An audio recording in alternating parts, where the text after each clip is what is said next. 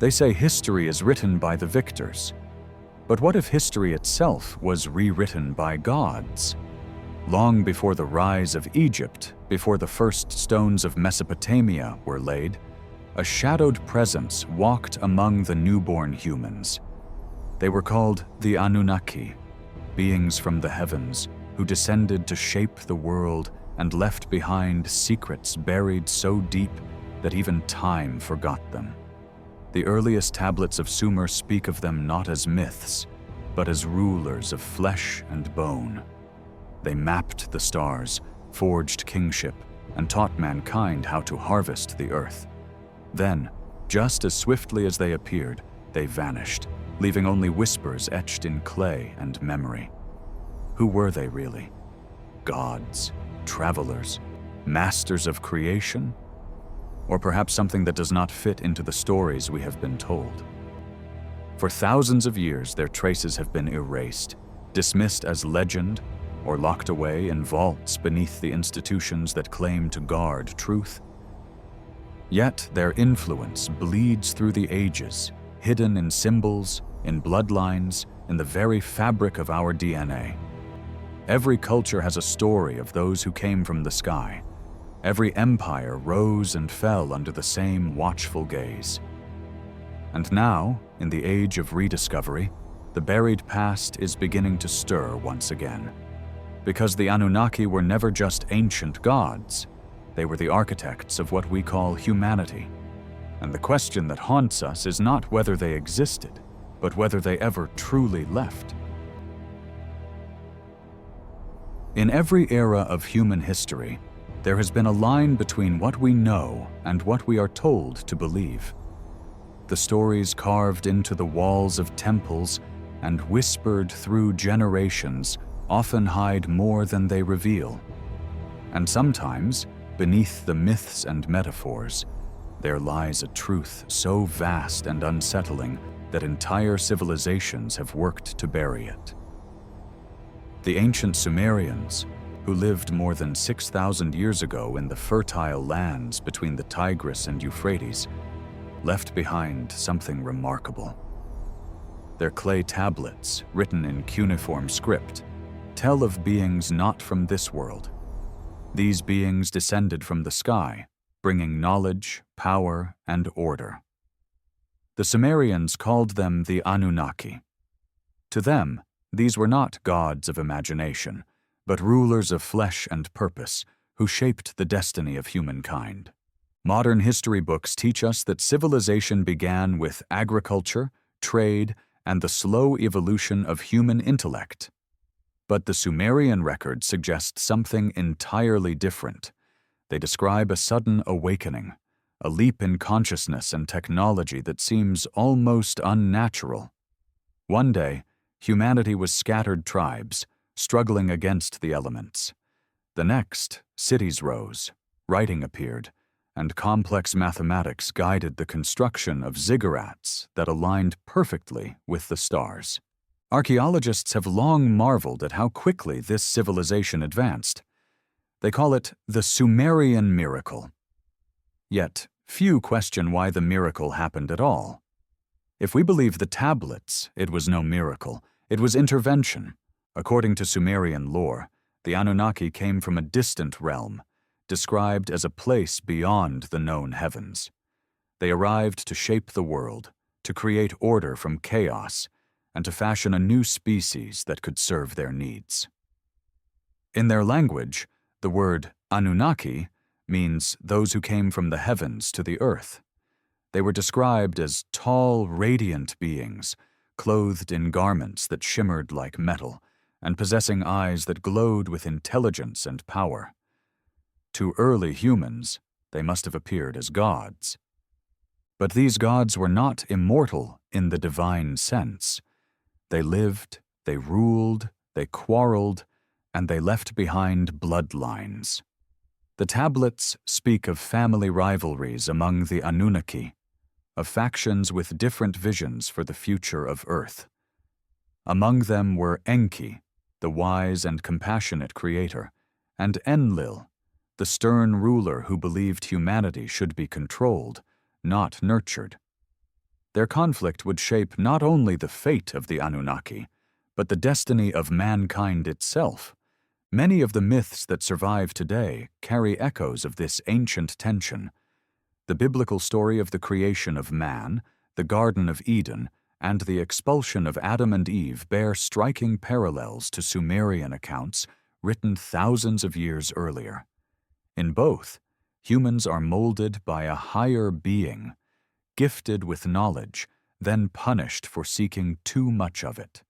The serpent, often depicted as the deceiver, was originally a symbol of wisdom and life, linked to Enki himself.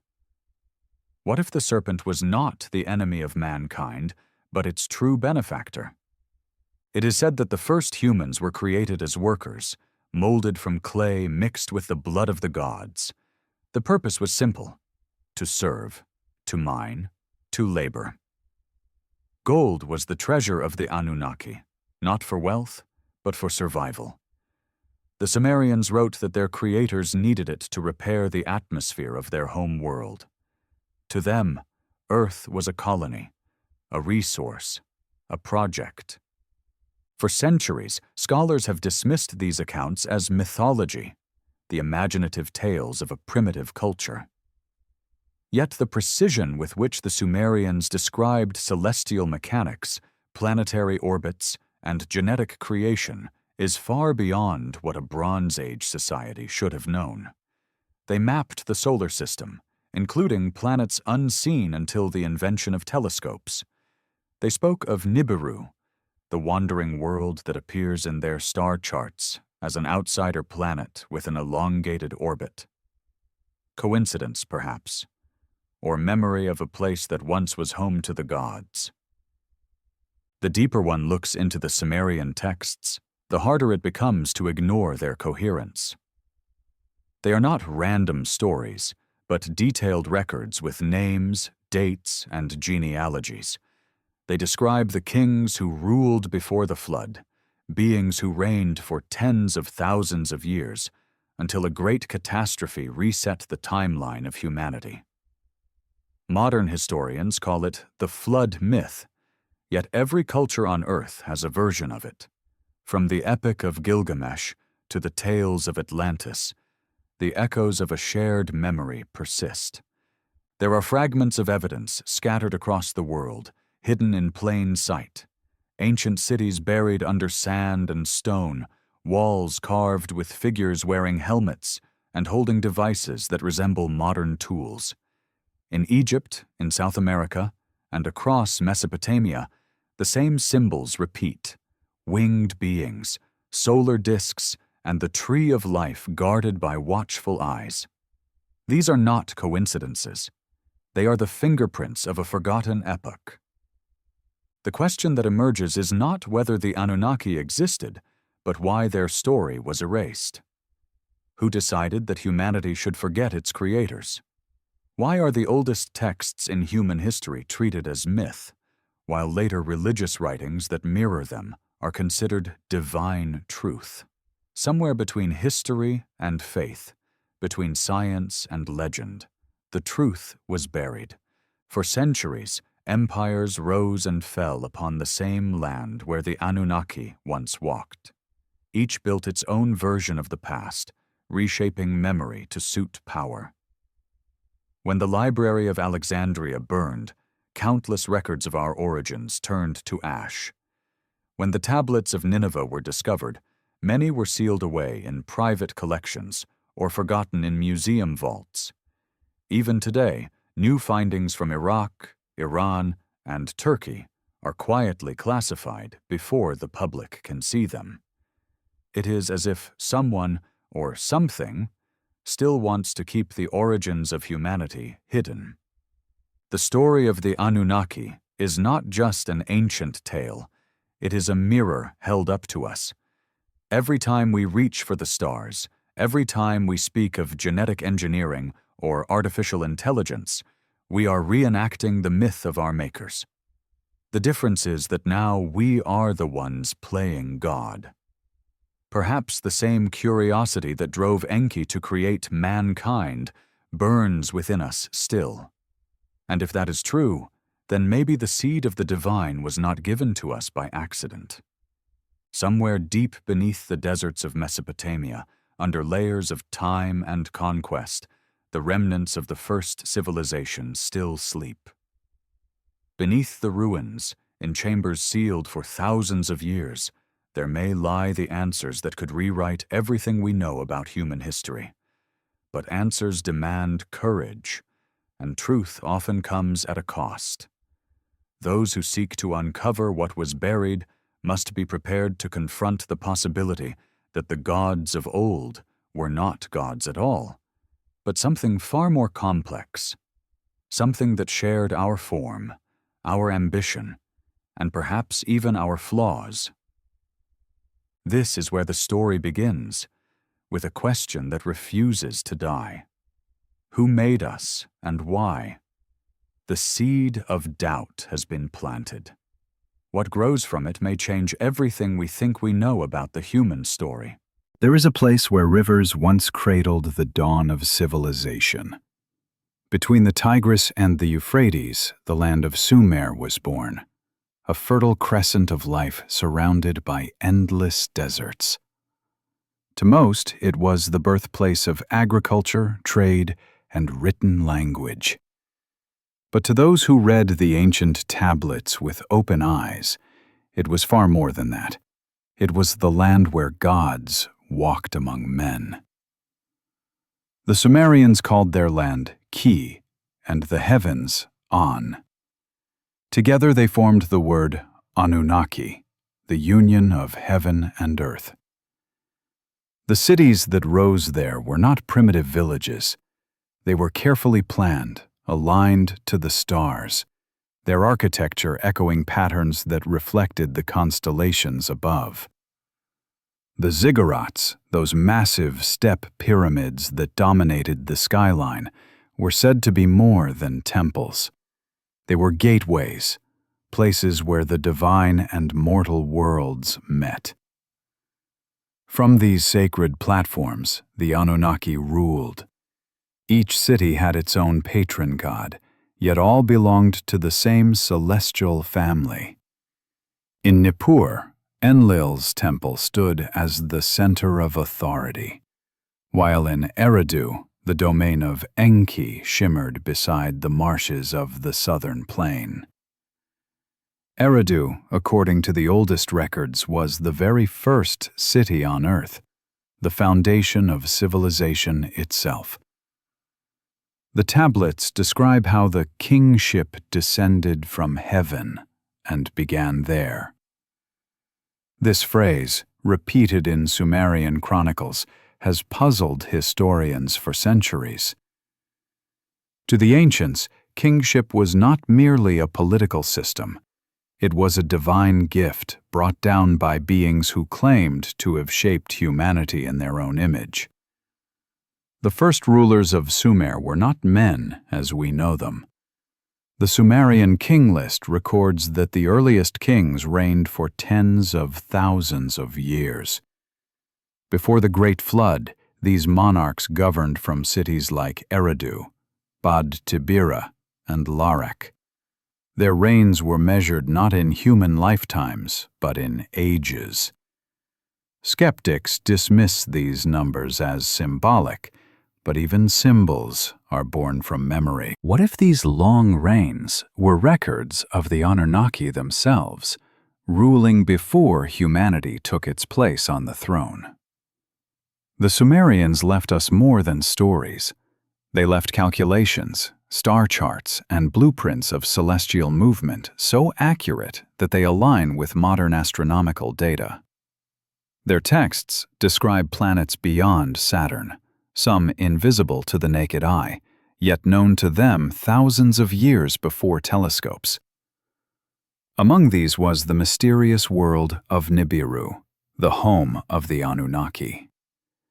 It was said to have a vast elliptical orbit, one that carried it far from the sun for millennia before returning close to Earth's domain. The arrival of Nibiru, according to the tablets, marked great changes on Earth, both in climate and in power. In this land of gods and men, the Anunnaki divided their realms. Enlil ruled the air and command. Enki governed the waters and creation. Inanna embodied love and war, while Nanar watched over the moon. They were not abstract deities, but beings with duties, rivalries, and emotions. The tablets speak of councils and decrees, of plans made to shape the destiny of humankind. Their actions were recorded not as myths, but as administrative events, written with the precision of royal archives. The more we learn of ancient Sumer, the less it resembles the primitive cradle of humanity, and the more it feels like a colony. The cities were laid out with advanced irrigation systems that sustained thousands, even in harsh desert conditions. The knowledge required for such engineering did not exist anywhere else at the time. It appeared fully formed, as if imported from a greater intelligence. Archaeologists have unearthed evidence of metalworking, mathematics, and astronomy that seems centuries ahead of their supposed invention. The Sumerians credited it all to the gods who taught them. They did not claim to have invented civilization. They claimed to have inherited it. The priests of Nippur and Eridu recorded rituals that connected them directly to their celestial rulers. Offerings of food, gold, and incense were not mere acts of worship. They were forms of communication, transactions between humans and their creators. The temples were seen as embassies between worlds.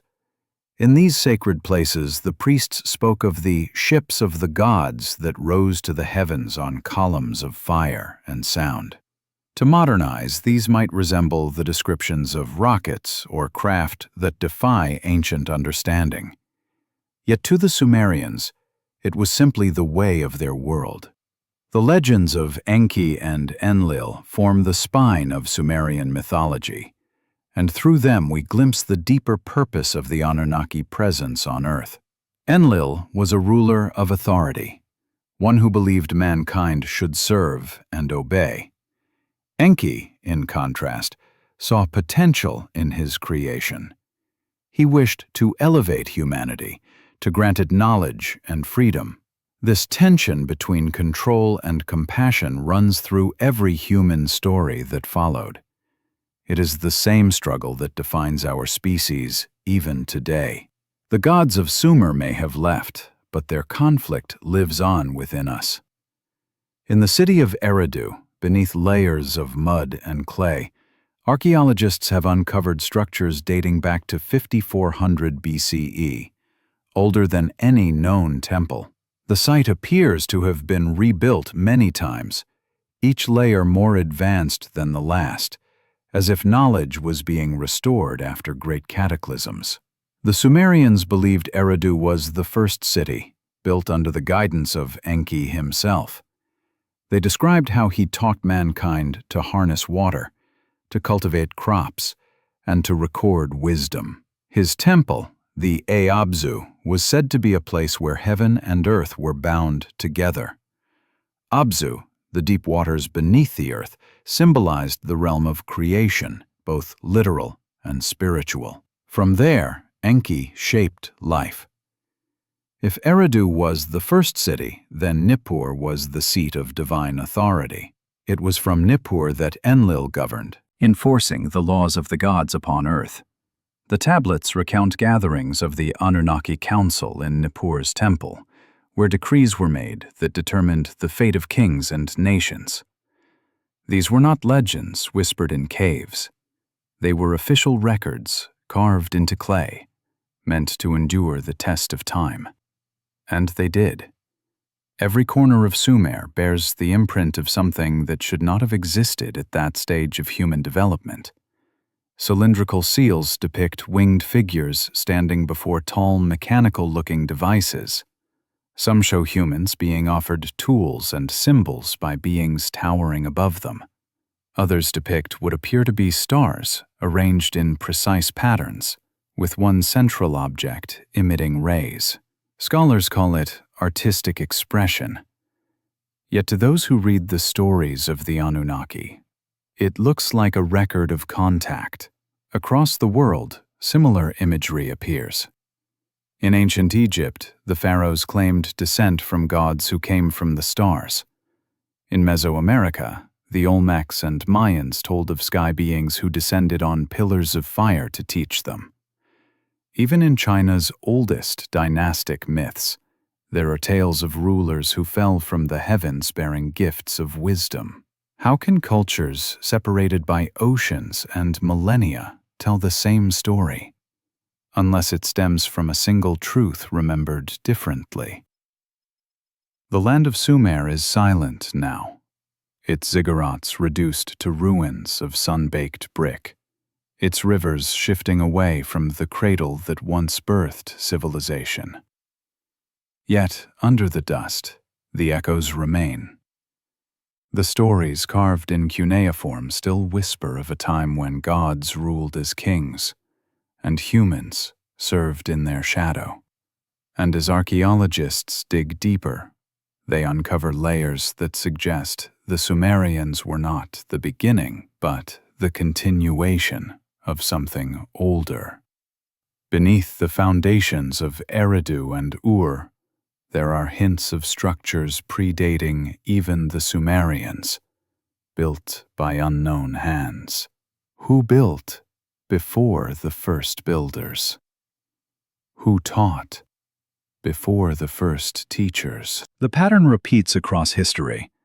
Knowledge appears, flourishes, and vanishes, leaving traces too advanced for the era that follows. Then, as if by divine timing, it reappears in another form, in another age. Perhaps what we call progress is not linear, but cyclical.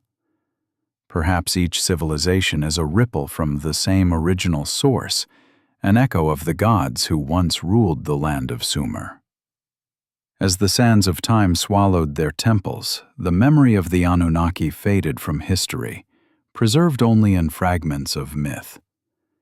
Yet the question remains carved in clay and stone. Who were the masters that descended from the sky, and what was their true purpose on earth? Were they teachers, conquerors, or caretakers of a grand experiment? The Sumerians claimed to know the answer, and they left it written for those who dared to remember. The land of the gods may now be nothing but ruins, but its legacy is eternal. It lies in our words, our symbols, our languages, even our laws. From the cuneiform tablets to the stories of Eden, from the ziggurat to the pyramid, the fingerprints of the same creators appear again and again. They may have left the earth, but their presence remains woven into the fabric of who we are. The land of Sumer was not merely the cradle of civilization. It was the workshop of the divine, the first stage of a grand design whose echoes still shape the course of humanity. And if the legends are true, the gods who once ruled that land did not vanish into myth.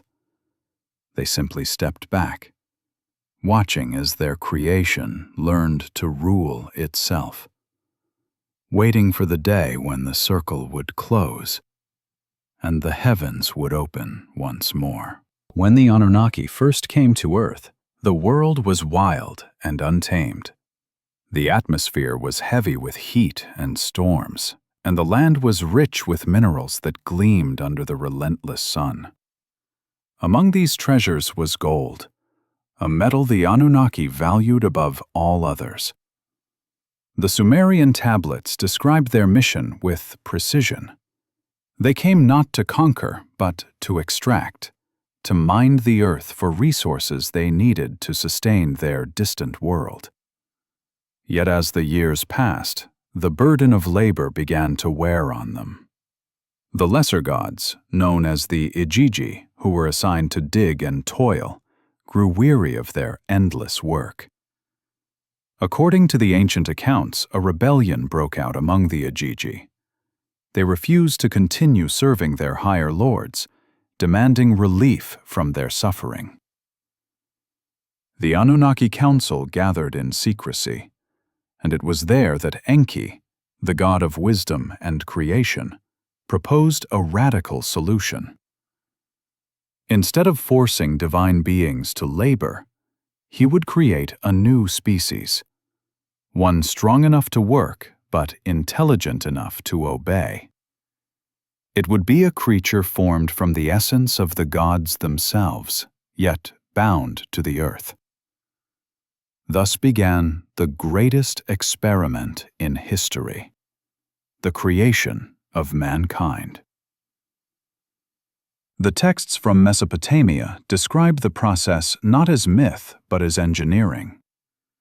Enki, with the help of Ninhursag, the goddess of life and healing, began his work in the Abzu, the subterranean domain where water met the depths of the earth.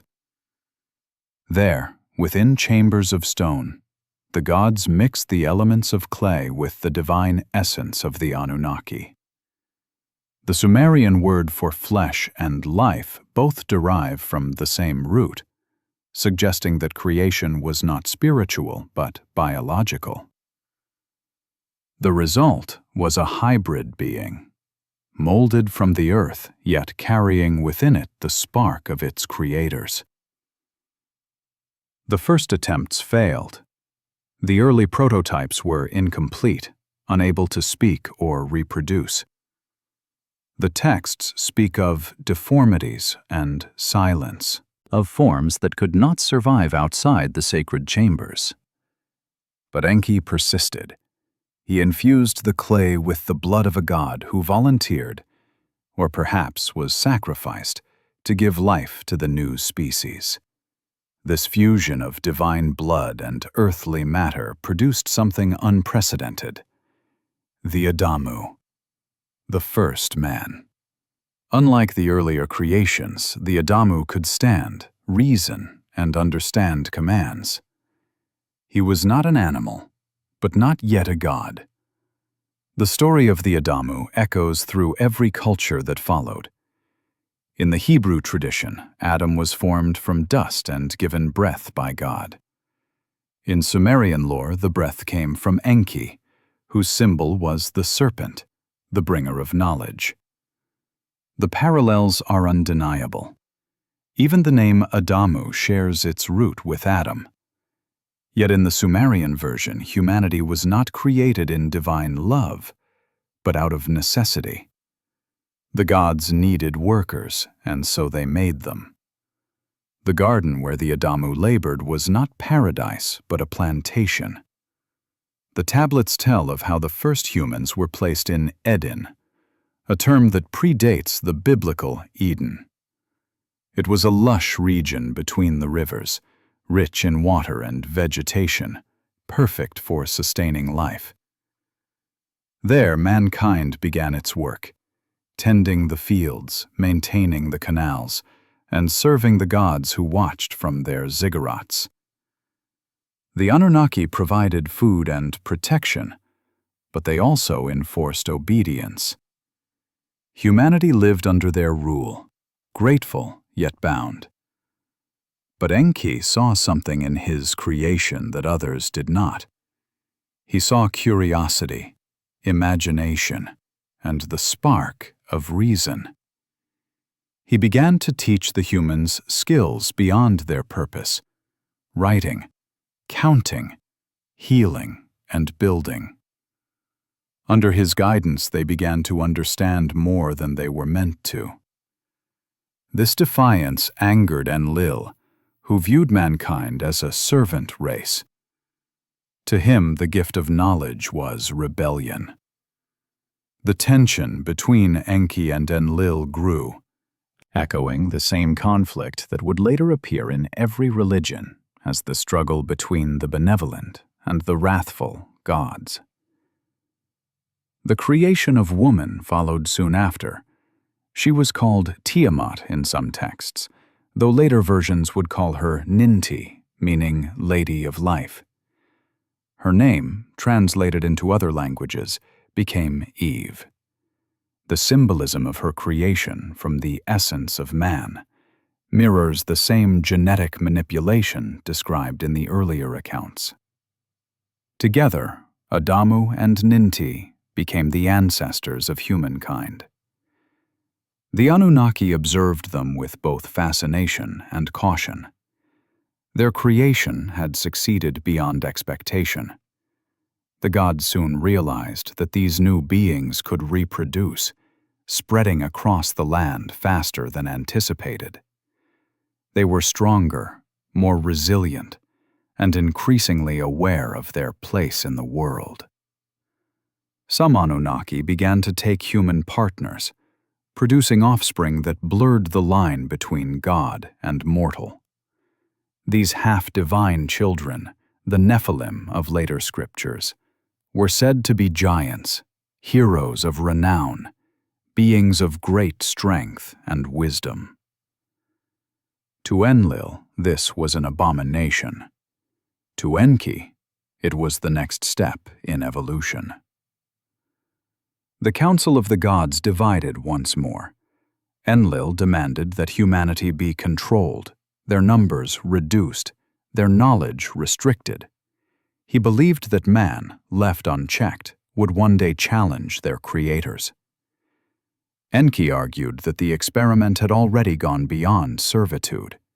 Humanity had become self-aware, capable of thought, emotion, and choice. The gods could no longer treat them as tools. This ideological war among the Anunnaki would set the stage for the cataclysm to come.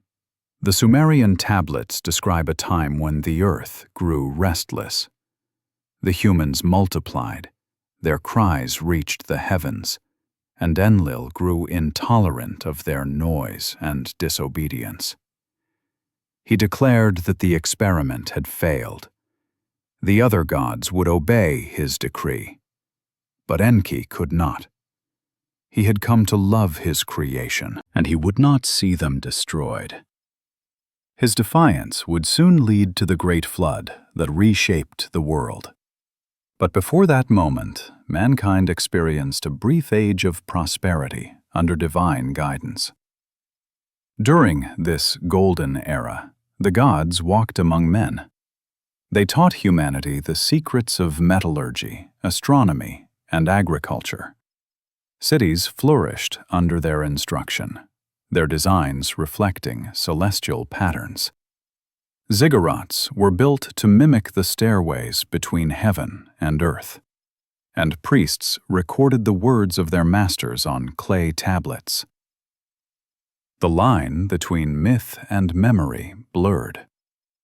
Humanity saw the gods not as abstract powers, but as rulers in flesh and form. They came in shining craft, spoke in thunder, and glowed with light. The people bowed, but they also learned.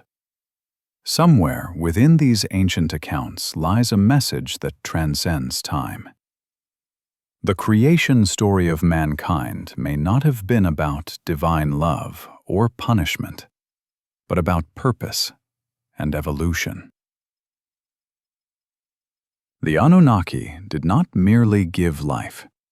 They gave humanity the tools to grow beyond its origins, whether intentionally or by accident.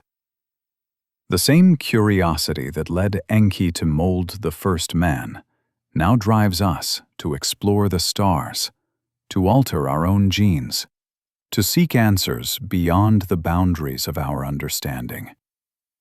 The experiment continues, and we are both its result and its next stage.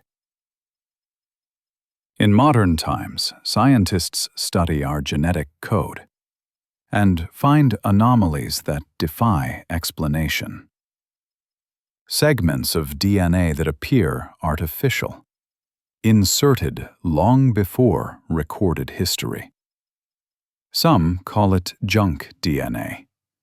Others suspect a signature, a design. What if the Sumerians were right all along? What if our creators left their mark within us, not as myth, but as biological fact? The blood of the gods may still flow in our veins, hidden but enduring. The story of the Anunnaki is not only the story of creation, it is a reflection of ourselves. The same ambition that once drove divine beings to shape life now drives us to master it. The same curiosity that led the first man to look at the stars still burns in our eyes. The difference is that now we are the ones holding the power to create. And as we stand on the edge of our own experiments in cloning and artificial intelligence, we face the same questions our makers once did. How far should we go? What price will knowledge demand? Perhaps the gods did not abandon us. Perhaps they simply stepped aside, knowing that one day their creation would follow the same path they once walked. If humanity was their experiment, then its conclusion has yet to be written. And if the spark of the divine truly lives within us, then the story of the Anunnaki is not ancient history. It is the first chapter of our own becoming. The story of mankind's creation was not the end of the Anunnaki's involvement with Earth. It was only the beginning of a far greater drama, one that would test the gods themselves and decide the fate of their creation. As humanity multiplied and learned from the divine, the delicate balance between servitude and freedom began to fracture. What was once an orderly colony of obedient workers became a living, thinking race that questioned its purpose. In the eyes of Enlil, this was rebellion. In the heart of Enki, it was destiny. The Sumerian tablets describe an age when the cities of men grew vast and proud. The fields of Eden overflowed with grain. The rivers shone with gold from the mountains, and the temples of the gods were filled with offerings. Yet prosperity brought noise. Humanity's prayers and cries rose to the heavens, and the Anunnaki found no peace. Enlil, who ruled from Nippur, watched as humans became bold, daring to act as though they were equals to their makers. To him, this was the final insult. The experiment had gone too far. Enlil called the council of the gods. From across the earth they gathered, shining in their radiance, each with a voice that could shake the air. There, in the sacred chamber, Enlil declared his judgment. He spoke of mankind's arrogance, their corruption, their refusal to remain silent. He warned that the creation of Enki had become a threat, not only to order, but to the very balance of the world. His decision was severe. The experiment must end. Humanity would be wiped away, and the earth would be cleansed. Enki stood in opposition. He pleaded with his brother and the council to reconsider. He reminded them that mankind was their creation, born from divine blood and earthly matter. To destroy them was to destroy part of themselves. But Enlil's will was iron. He accused Enki of betrayal, of placing compassion above command. The council sided with Enlil, and the decree of destruction was set. Yet even as the gods prepared for judgment, the natural world began to stir with signs of its own reckoning. The tablets speak of changes in the heavens. The stars shifted, the air thickened, and the seas grew restless. Great storms gathered at the edges of the world. Some modern scholars believe these accounts refer to the end of an ice age or a cataclysmic shift in climate.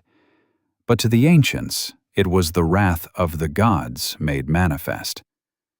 Enlil saw in it a perfect tool. He would not need to raise a hand. Nature itself would erase the failure of mankind. Enki, however, would not let his creation perish. The texts describe how he acted in secret, communicating with a chosen man named Utnapishtim, known in later traditions as Noah. Utnapishtim was a descendant of those who served Enki faithfully in Eridu. To him, Enki revealed the coming catastrophe. In dreams and whispers, he told Utnapishtim to build a great vessel, sealed with pitch and filled with the seeds of life. The dimensions of this vessel, written in ancient script, were precise and mathematical, suggesting an understanding of engineering far beyond the time. As the skies darkened and the winds howled, Utnapishtim worked in silence. His neighbors mocked him, but he obeyed. When the appointed day came, he gathered his family and the living creatures that could be saved. Then, as dawn broke, the heavens split open. Rain poured in torrents that lasted for days without end. The seas rose, swallowing cities and mountains. The temples of the gods vanished beneath waves of mud and water. The flood had come, and the world was undone. Even the Anunnaki themselves were not untouched by the destruction. The tablets describe them retreating to the sky in terror, their hearts heavy as they watched the earth drown. Enlil's victory was hollow. He had silenced the noise of humanity, but he had also silenced the life he was sworn to protect. The flood raged for days until the waters began to calm. When the sun finally broke through the clouds, the world that remained was unrecognizable. The cities were gone, the land reshaped, and the memory of what had been was nearly erased.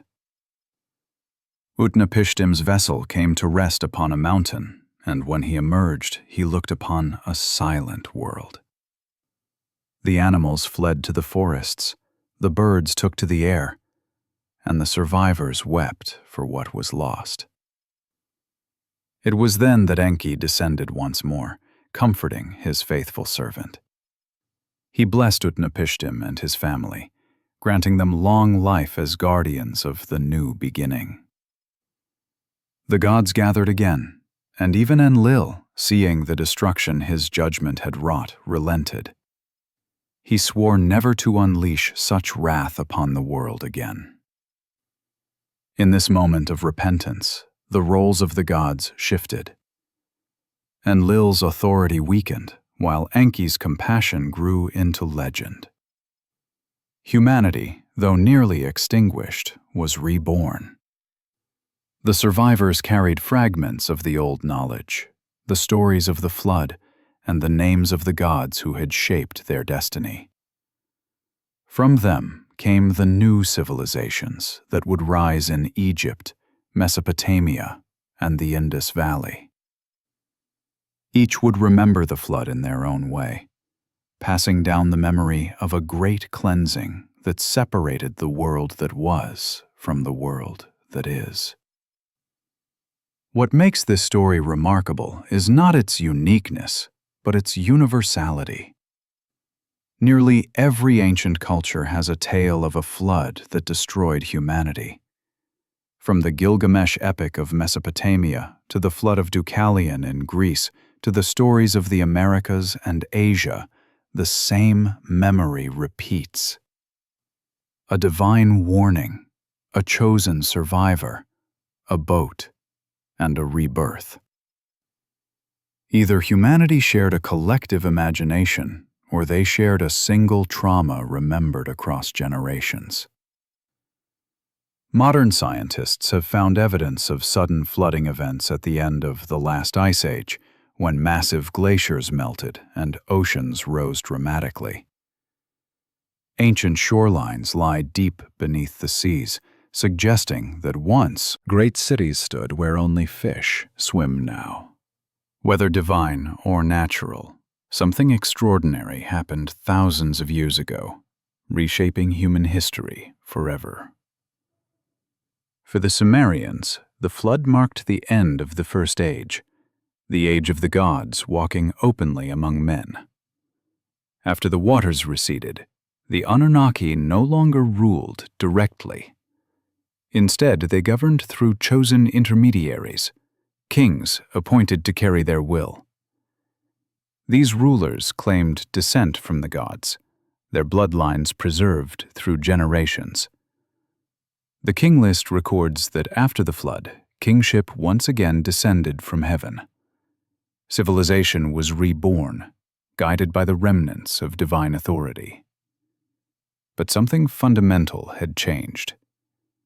Humanity had seen both the mercy and the fury of its creators.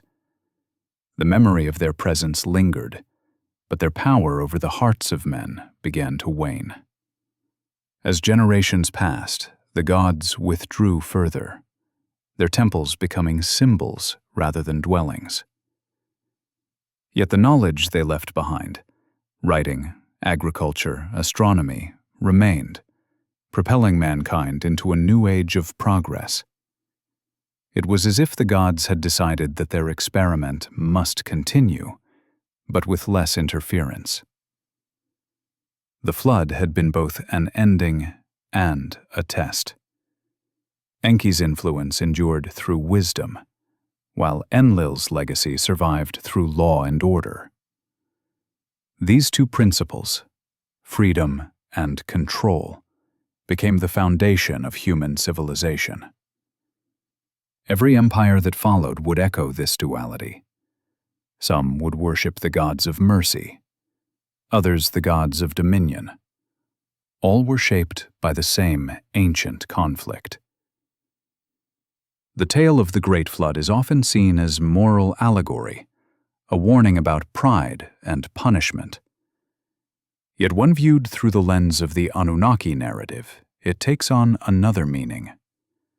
It becomes a record of divine disagreement, of a struggle within higher beings about what humanity should become. Should we remain servants, or should we evolve into something more?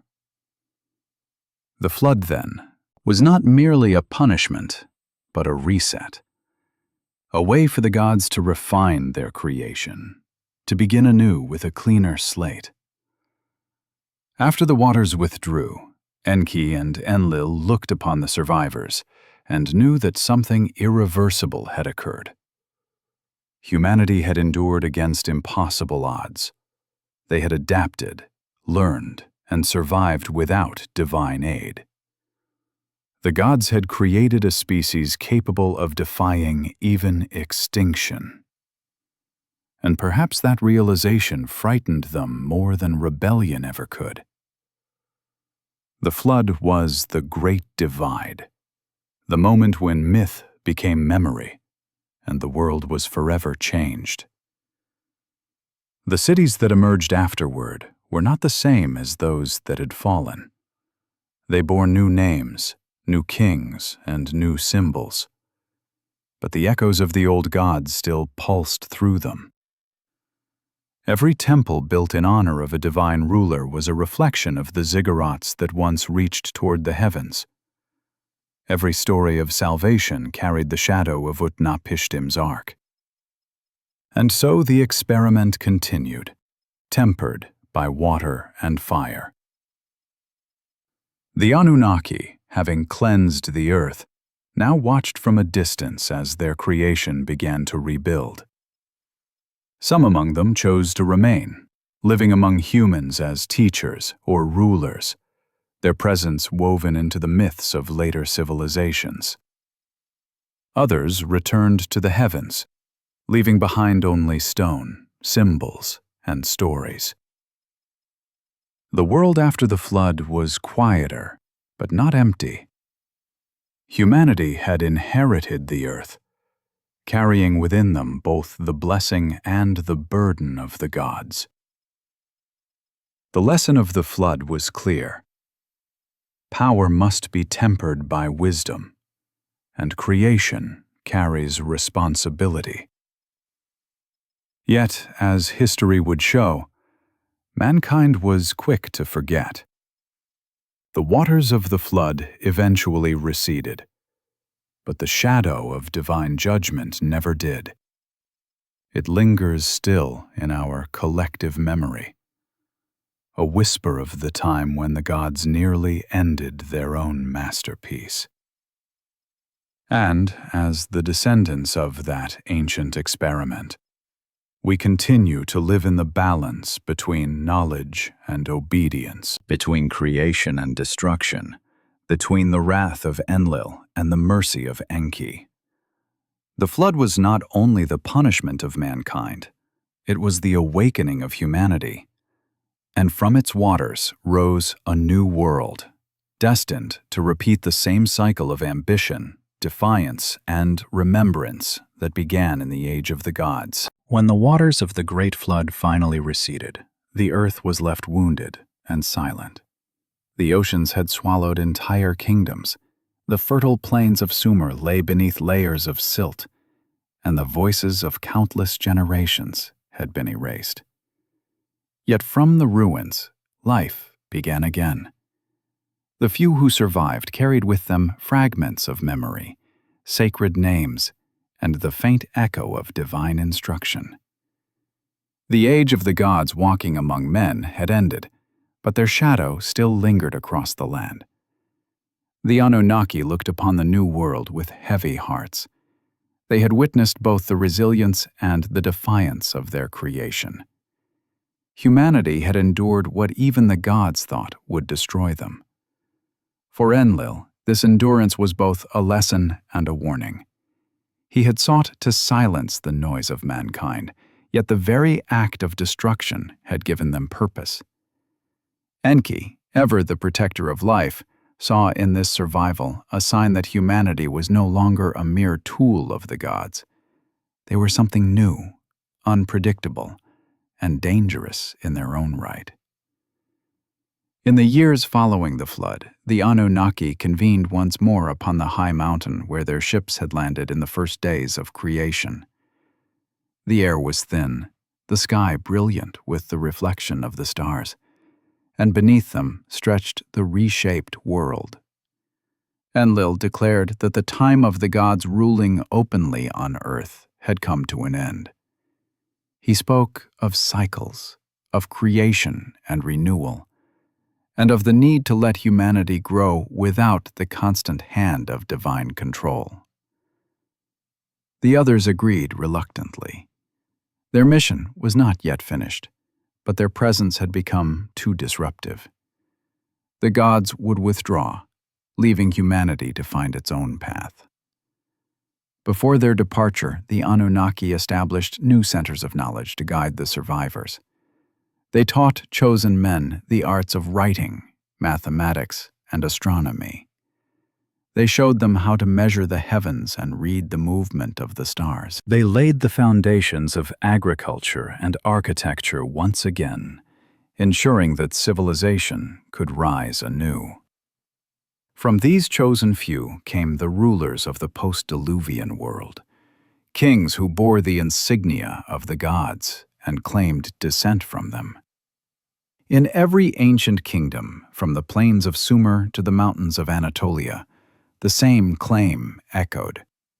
Kingship was bestowed from the heavens.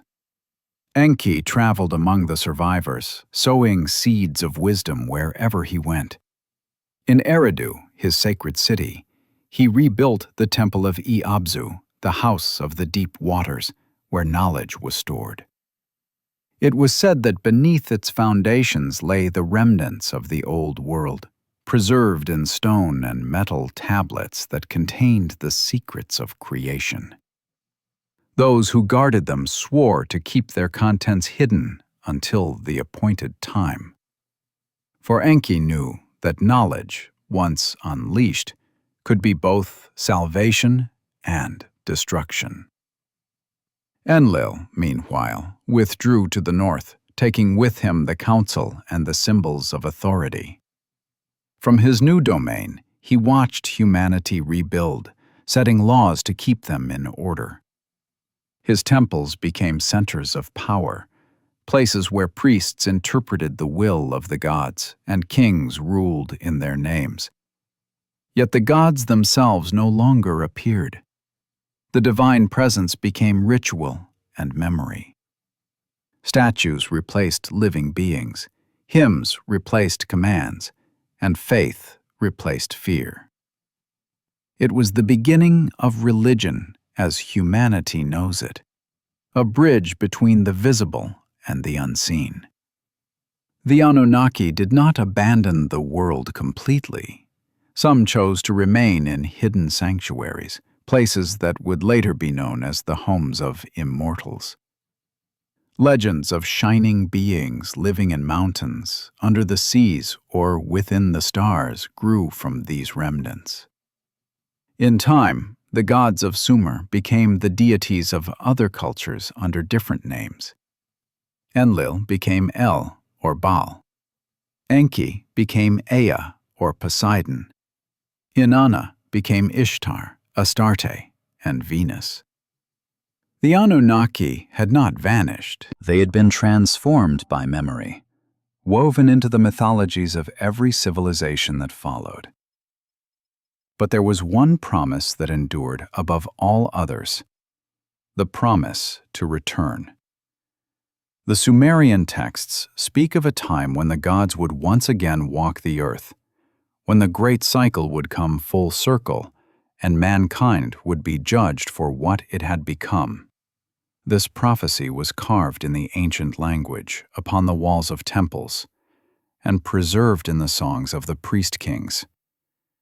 It spoke of Nibiru, the wandering world returning from the outer reaches of the cosmos. When it appeared again in the heavens, the Anunnaki would return with it. For centuries, priests watched the skies, tracing the movements of the stars in search of the sign.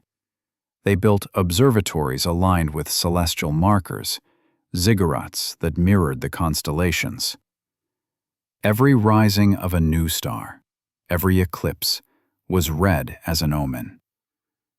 But the return never came. As generations passed, the promise faded into legend, and the gods became figures of faith rather than memory. Humanity began to believe that it had been abandoned. Yet the influence of the Anunnaki persisted in subtler ways, through symbols, rituals, and the bloodlines of those who claimed divine descent. Among these bloodlines were the rulers of the first post-flood dynasties. The Sumerian king list records that after the flood, kingship once again descended from heaven. These early kings reigned for hundreds of years, their power unmatched. They built vast cities, restored the ziggurats, and re-established contact with the heavens through ritual and sacrifice. They spoke of receiving visions and instructions from the gods, though none ever saw them face to face. It was as if the Anunnaki had chosen to communicate through dreams and signs rather than through direct presence. This period marked the dawn of what scholars later called the Second Age of the Gods, a time of indirect rule. The kings were the intermediaries, the bridge between divine will and human action. They built empires in the image of the old world, each striving to recreate the perfection of the age before the flood. Yet without the gods to guide them directly, corruption and ambition crept in. The wisdom that Enki had given was used not only for progress, but for power. Knowledge became a weapon, and the cycle of human history began to repeat itself. In the midst of this resurgence, a new question arose. Had the Anunnaki truly left, or had they merely hidden themselves in plain sight? Some believed they had retreated to underground sanctuaries, vast chambers carved beneath mountains or buried beneath ancient cities. Others said they had taken human form, walking among their creation unseen. Across the world, stories emerged of beings of great stature and strange power appearing to kings and prophets. In Egypt, they were called the Neteru, in India, the Devas, and in the Americas, the shining teachers who came from the stars. Different names, same pattern, same memory. The departure of the gods marked a turning point in human consciousness. For the first time, humanity was alone. The sky was silent, the temples were empty, and yet the stars continued to burn with mystery. This silence forced humankind to look inward, to seek meaning within rather than from above. Religion became the language of that longing. Every prayer, every offering was a cry into the void once filled by living gods. It was in this silence that the idea of faith was born. The belief in the unseen, the hope that the creators still watched, and the fear that one day they might return. As centuries turned into millennia, the descendants of the flood survivors spread across the earth. They carried with them fragments of the old knowledge, building civilizations that mirrored the wisdom of the gods. The great pyramids of Egypt, the megaliths of South America, the stone circles of Europe, all spoke of an inherited understanding of cosmic order. Yet, as progress continued, so did division. The gods of the old world became symbols of different nations, and their unity was forgotten. What had once been one story of creation became 1,000 myths competing for truth. Still, the promise remained. In secret orders, in temple inscriptions, and in whispered traditions passed from master to apprentice, the knowledge of the Anunnaki endured. They spoke of a time when the stars would align again, when humanity would face its makers not as servants, but as equals. Some believed that the gods had left intentionally, giving humanity the chance to prove its worth. Others feared that the return would bring judgment, that the sins of pride and rebellion would be answered with fire instead of water. The departure of the gods was not abandonment, it was a test. Humanity was given the gift of freedom and the burden of memory. The Anunnaki had sown within their creation the same duality that divided them: wisdom and ambition, mercy and control. Every empire that rose after their departure would reflect these forces. Some would build in the name of enlightenment, others in the name of domination. Yet all carried within them the echo of their creators. To this day, traces of that ancient covenant can be found in symbols carved into stone, in the alignment of sacred sites, and in the myths that persist across continents. Whether the Anunnaki were gods, travelers, or something beyond our understanding, their legacy endures in the human drive to create, to explore, and to seek the heavens. The promise of their return, written in the language of stars, continues to haunt our imagination. The gods may have departed from the world, but they never left the human heart. Their memory is etched into our DNA. Their stories encoded in the very fabric of civilization. And perhaps that was their final gift, to ensure that even in their absence, we would never stop looking for them. The world after the flood became a stage for mankind to prove itself. The gods watched from afar, waiting for the moment when the balance would once again shift. The promise of return was not a threat, but a reminder that the story of creation is not finished. It continues still, written in the stars above and in the restless curiosity of the beings they left behind. As the centuries unfolded after the departure of the gods, the world began to reshape itself in the image of those who had once ruled it. The survivors of the Great Flood spread across lands that were fertile once more, rebuilding what had been lost. Yet beneath the surface of this rebirth lay a secret, carried not in stone or scripture, but in blood. The Anunnaki may have withdrawn to the heavens, but they had not left the earth empty. They had left behind their legacy in the form of hybrid beings, a bridge between the divine and the mortal, destined to guide humanity through the ages. The ancient texts speak of the Nephilim, the mighty ones, born from the union of the gods and the daughters of men. These beings were described as giants, not merely in stature, but in power and intellect. Their blood carried fragments of the divine essence, a spark of the creators themselves. The Sumerians called them kings. The Egyptians called them pharaohs, and later traditions remembered them as demigods and heroes.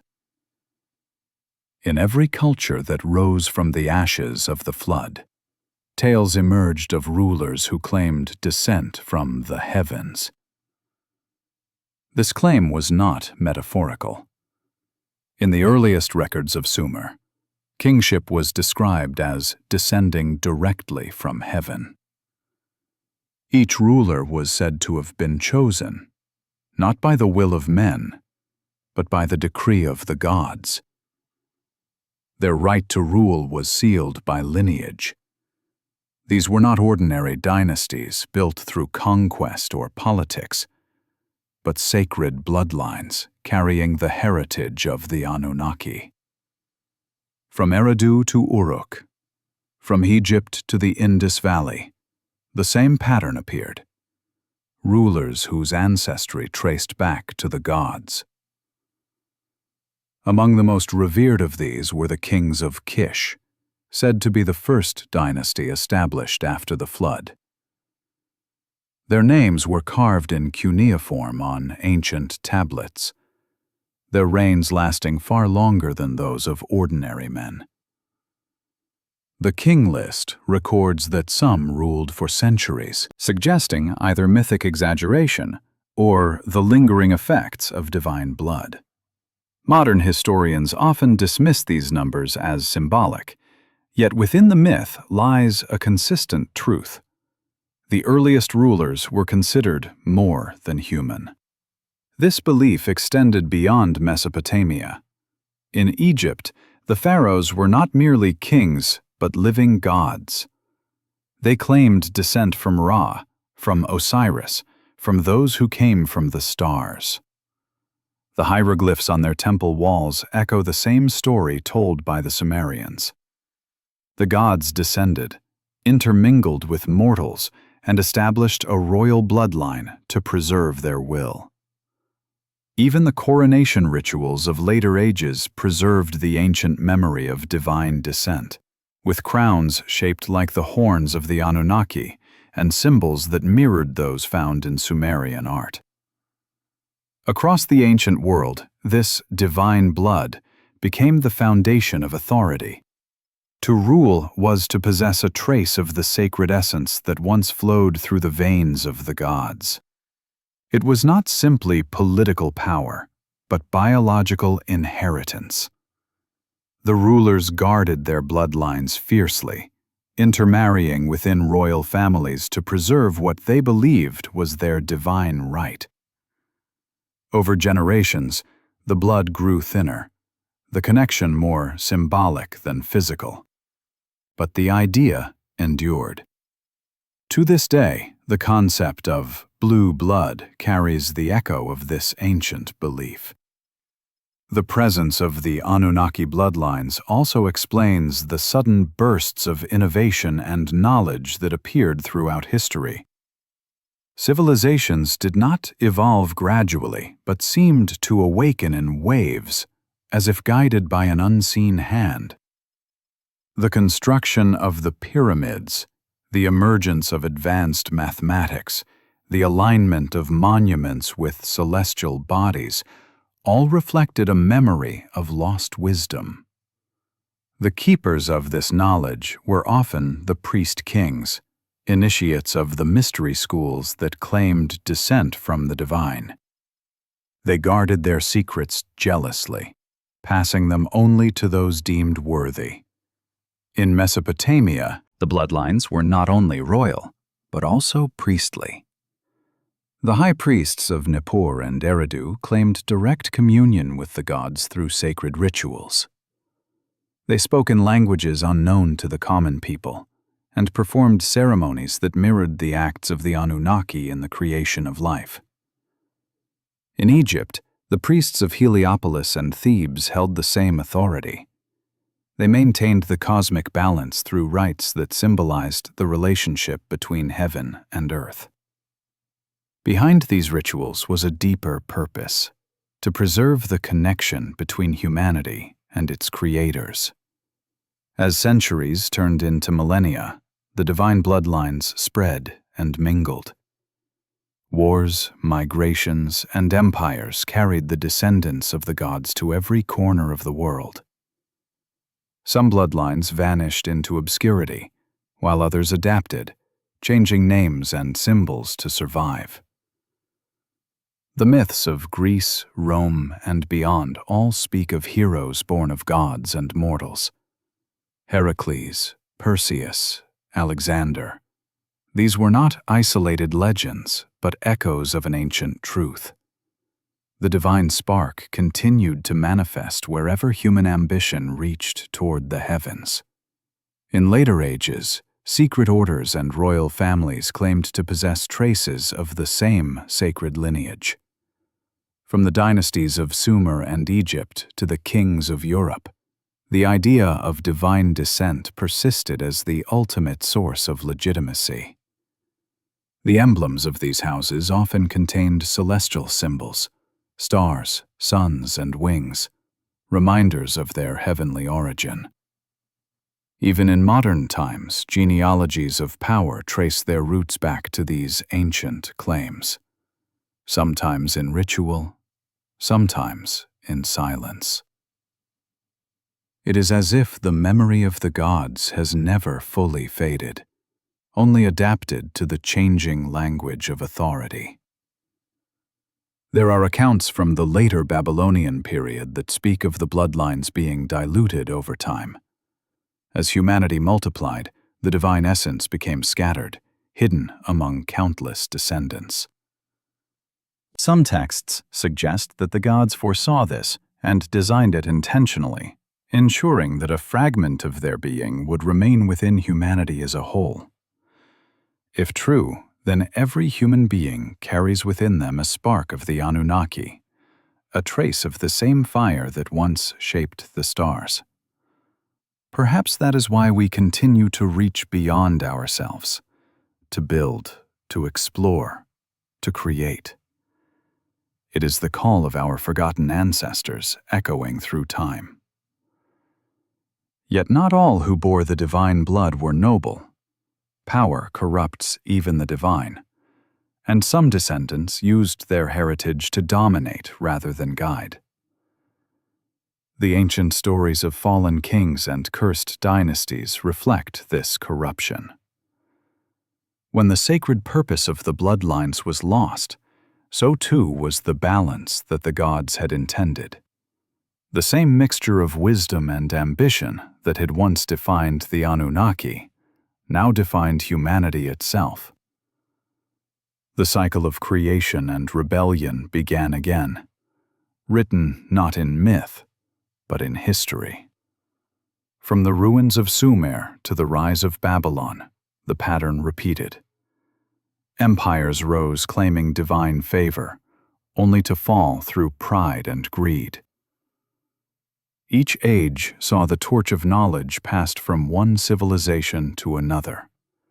Egypt to Greece, Greece to Rome, Rome to the kingdoms of the West. Through it all, the memory of divine ancestry persisted. In secret texts, in the symbols carved into cathedrals, in the hidden language of alchemy and mysticism.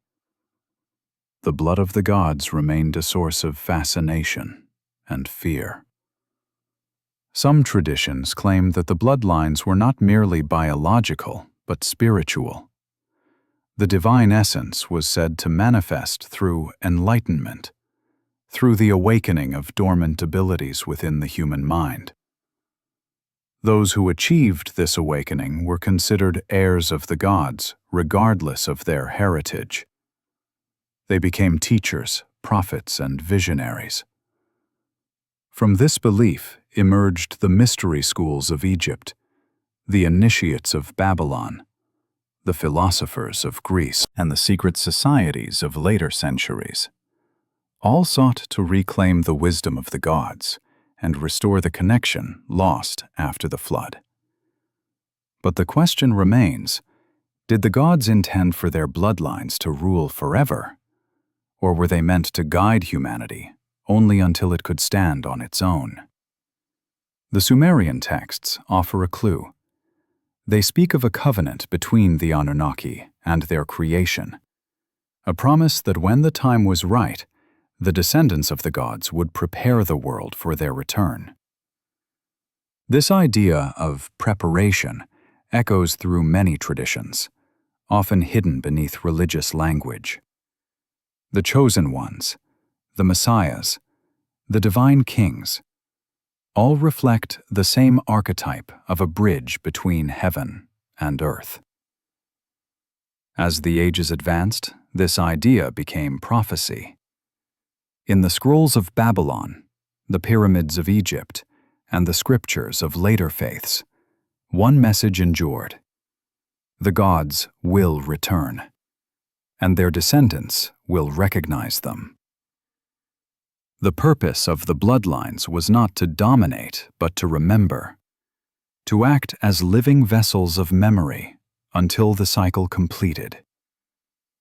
If the ancient records are to be believed, the blood of the Anunnaki was not merely a mark of power, but a key to understanding humanity's place in the cosmos.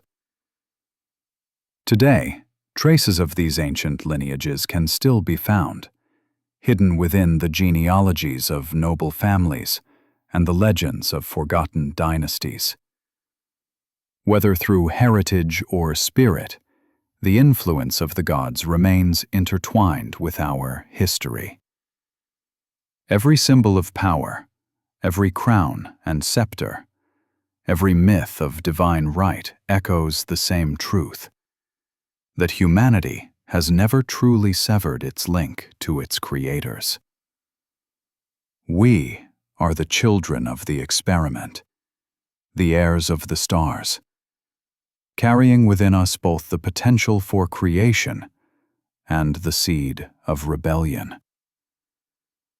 The bloodlines of the gods were not merely about inheritance.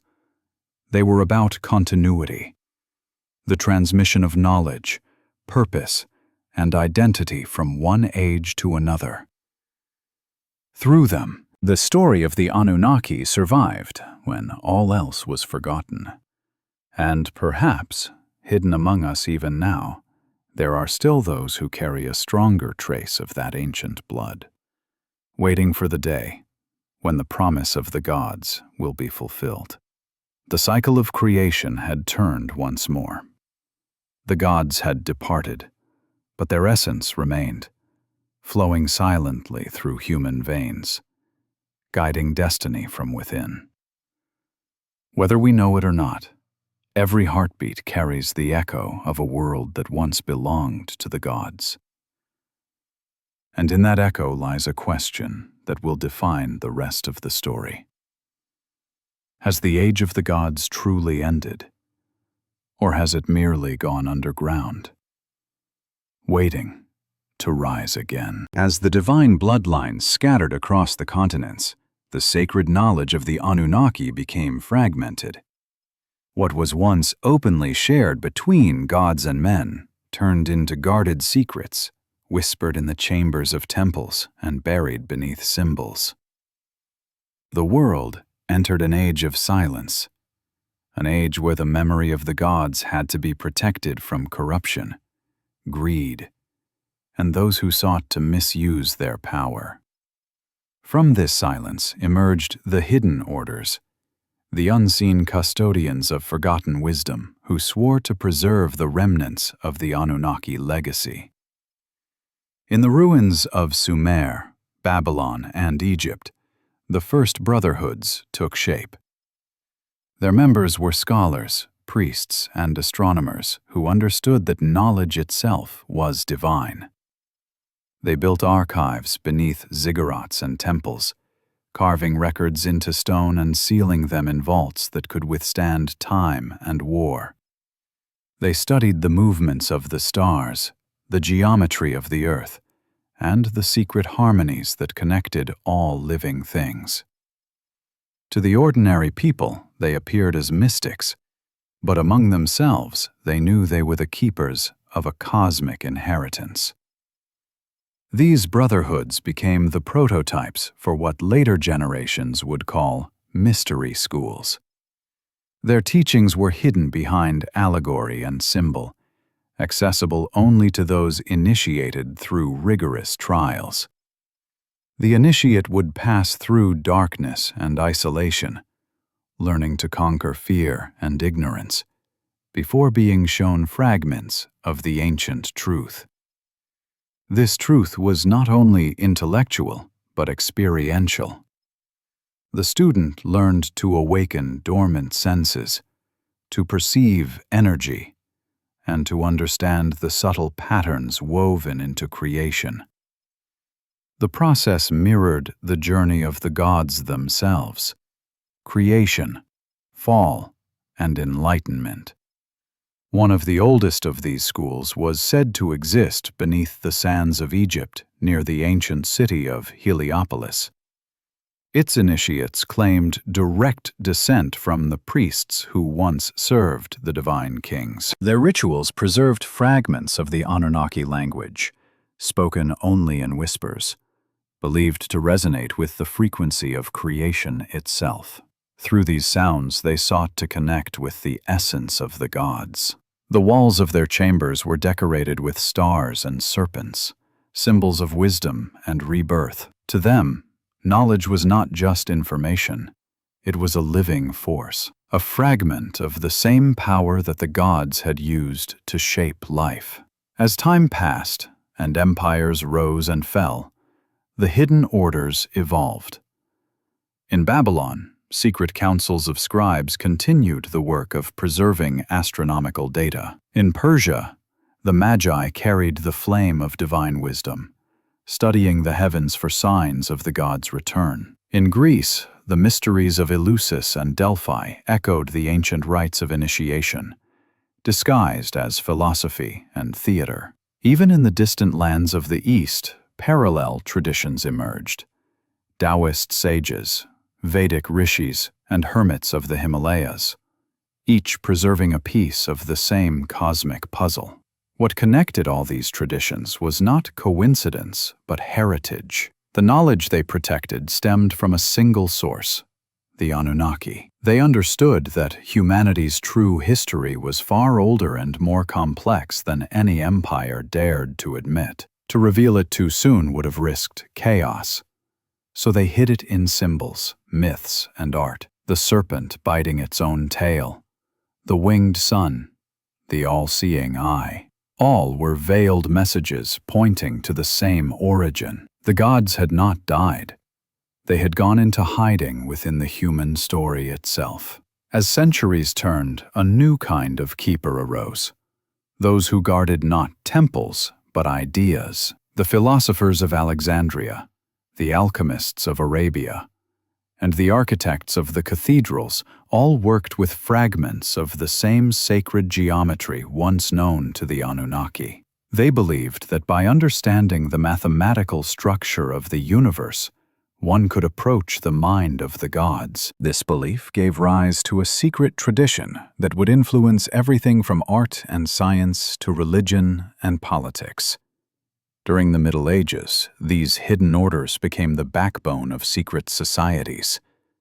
The Templars, the Rosicrucians, and later the Freemasons all claimed to inherit wisdom that had survived from the dawn of civilization. Their rituals spoke of light emerging from darkness, of building temples both in stone and within the soul. Beneath their oaths and symbols lay the ancient purpose: to preserve the connection between humanity and its forgotten creators. Each initiation was a reenactment of the descent of knowledge from the divine to the mortal. Many of these orders traced their origins back to Egypt. The builders of the pyramids, the masters of sacred architecture, were believed to have encoded cosmic laws into their monuments. Every stone, every angle, every alignment mirrored the geometry of the stars. The pyramids were not merely tombs, but resonant machines designed to bridge heaven and earth. The hidden orders understood this, and their greatest secret was that the true temple was the human being itself, a vessel capable of housing the divine essence once more. The alchemists expanded on this idea. They spoke not only of turning lead into gold, but of transforming the soul from ignorance to illumination. The lead represented the human condition, dense and limited, while gold symbolized the divine state of perfection. Their laboratories were metaphors for the inner process of awakening the Anunnaki spark within.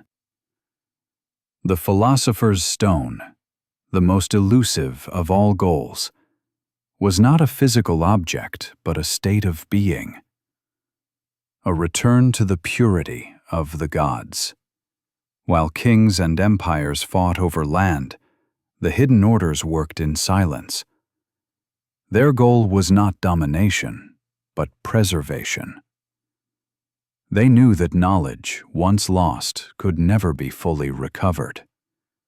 They recorded everything in layers of symbolism, so that even if the written word perished, the truth would remain encoded in architecture, art, and myth. Cathedrals became stone libraries, with every arch and window telling stories that only the initiated could read. Paintings concealed geometric ratios, sculptures mirrored star constellations, and entire cities were designed as reflections of the heavens. Yet not all who sought this knowledge did so with pure intent. Over time, power-hungry rulers and scholars infiltrated these secret networks, seeking to harness the divine wisdom for their own gain. They understood that to control knowledge was to control the future. From this corruption emerged factions that twisted the original purpose of the orders. Instead of preserving balance, they sought to dominate through secrecy. History remembers them as shadowy cabals and occult societies, but their true origins were far older than the Middle Ages. They were the descendants of those who once served the Anunnaki, divided between loyalty and ambition. Some texts from the Renaissance speak of a great work that would one day restore the golden age of the gods. This was not merely philosophical but prophetic. The keepers believed that the Anunnaki had left a timeline, a grand design encoded in the stars and in human consciousness. Each era brought humanity closer to rediscovering its origin. The printing press, the telescope, the scientific revolution, all were seen as steps in this awakening. But as knowledge became more accessible, the hidden orders retreated further into secrecy, fearing that the uninitiated would misuse what they could not yet understand. By the dawn of the modern age, their influence could be felt everywhere, yet seen nowhere. Secret symbols appeared in the architecture of capitals, on the seals of governments, and in the emblems of powerful institutions. The all-seeing eye above the unfinished pyramid, the torch of enlightenment, the winged globe, all were remnants of the ancient language of the gods. To the casual observer, they were artistic flourishes, but to those who knew the code, they were reminders that the legacy of the Anunnaki still guided the destiny of humankind. The idea that certain families and organizations held access to this forbidden knowledge sparked both fascination and fear. Some believed they were preparing for the return of the gods, others that they sought to replace them. The truth, as always, was likely more complex. The hidden orders were not unified. They were networks of competing visions, some working for enlightenment, others for control. Yet all of them understood one truth. The gods had not abandoned humanity entirely. Their influence remained, pulsing through history like an invisible current. The role of the keepers was to ensure that the memory of this connection never vanished. They saw themselves as stewards of destiny, preserving fragments of a lost covenant. Every age had its chosen few, scribes, prophets, scientists, and visionaries, who carried the flame forward. Whether through religion, art, or discovery, the same message resurfaced again and again. Humanity's potential is divine, and its origin is not of this world. As we trace the path of these hidden orders, we begin to see that history itself has been a veil. Behind every great movement, behind every leap of understanding, there are whispers of the same source. The Anunnaki may have disappeared from sight, but their knowledge continues to shape our civilization from the shadows. The temples of Sumer became the cathedrals of Europe. The hymns of Babylon became the formulas of science, and the symbols of the gods became the languages of power. The keepers of knowledge were never meant to rule openly. Their purpose was to protect the sacred truth until humanity was ready to face it. Whether they have succeeded or failed remains uncertain. Some say that their time is ending, that the secrets they guarded are beginning to surface once again. In the digital age, ancient mysteries are no longer confined to temples and libraries, but shared across the world. The old boundaries are collapsing, and the forbidden knowledge is re-emerging in plain sight. If the legends are true, this is not an accident. It is the unfolding of the plan left by the gods themselves. The cycle is nearing its turning point when the hidden and the visible will merge once more. The keepers have done their part, ensuring that the fragments of truth survive through the ages. Now, humanity stands on the threshold of rediscovery, guided by symbols it has long forgotten how to read. The orders that once worked in shadows may fade, but their influence remains imprinted in our culture, our architecture, and our collective imagination. They were the silent bridge between the age of the gods and the age of man.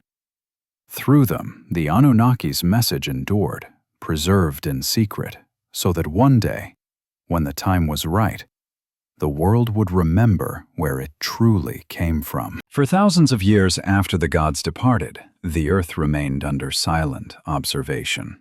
The hidden orders had kept the memory alive, but they were not the only ones watching.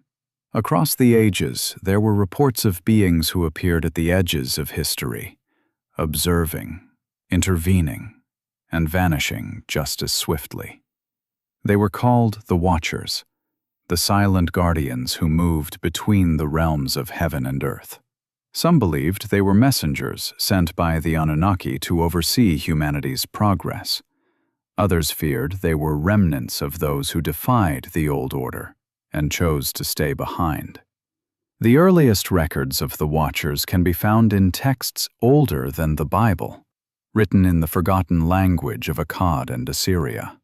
They describe luminous beings descending from the sky, teaching men the secrets of metal, medicine, and astronomy. They were said to be neither fully divine nor fully mortal, but something in between, offspring of the union between gods and men. In some traditions, they were revered as bringers of light. In others, condemned as rebels who corrupted humankind. What united all the stories was the same haunting truth. They had come from above. Over time, the Watchers became woven into the mythologies of countless civilizations. In Mesopotamia, they were known as the Igigi, servants of the great gods who once toiled before humanity was created. In Hebrew tradition, they became the Grigori, the fallen ones who descended to teach forbidden knowledge. In Greece, they took the form of the Titans, punished for defying the order of Olympus. And in every culture, their presence was linked to the stars, the place from which the gods had first arrived. The Watchers were said to observe the world from hidden sanctuaries, high in the mountains and deep beneath the earth. Ancient travelers spoke of glowing beings seen in the deserts of Sinai, in the peaks of the Andes, and in the sacred caves of Tibet. These accounts were dismissed as legends. Yet they appeared in every age and on every continent. The Watchers moved like shadows through history, guiding certain individuals toward discovery, warning others of impending disaster.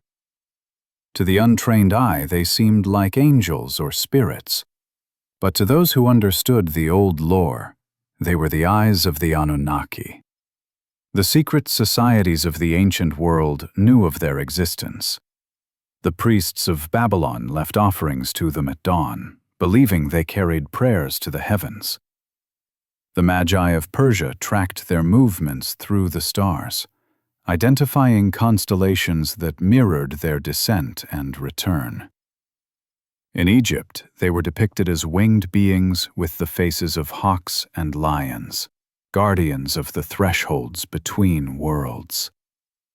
Their presence was always symbolic of transition, a reminder that the bond between the divine and the mortal had never been completely severed. As humanity advanced, the Watchers adapted. They no longer appeared in temples or deserts, but in the dreams of inventors, the visions of prophets, and the inspirations of artists. It was said that they spoke through symbols rather than words, planting ideas in the minds of those ready to receive them. The Renaissance, the age of discovery, the scientific revolutions, all bore traces of their silent influence.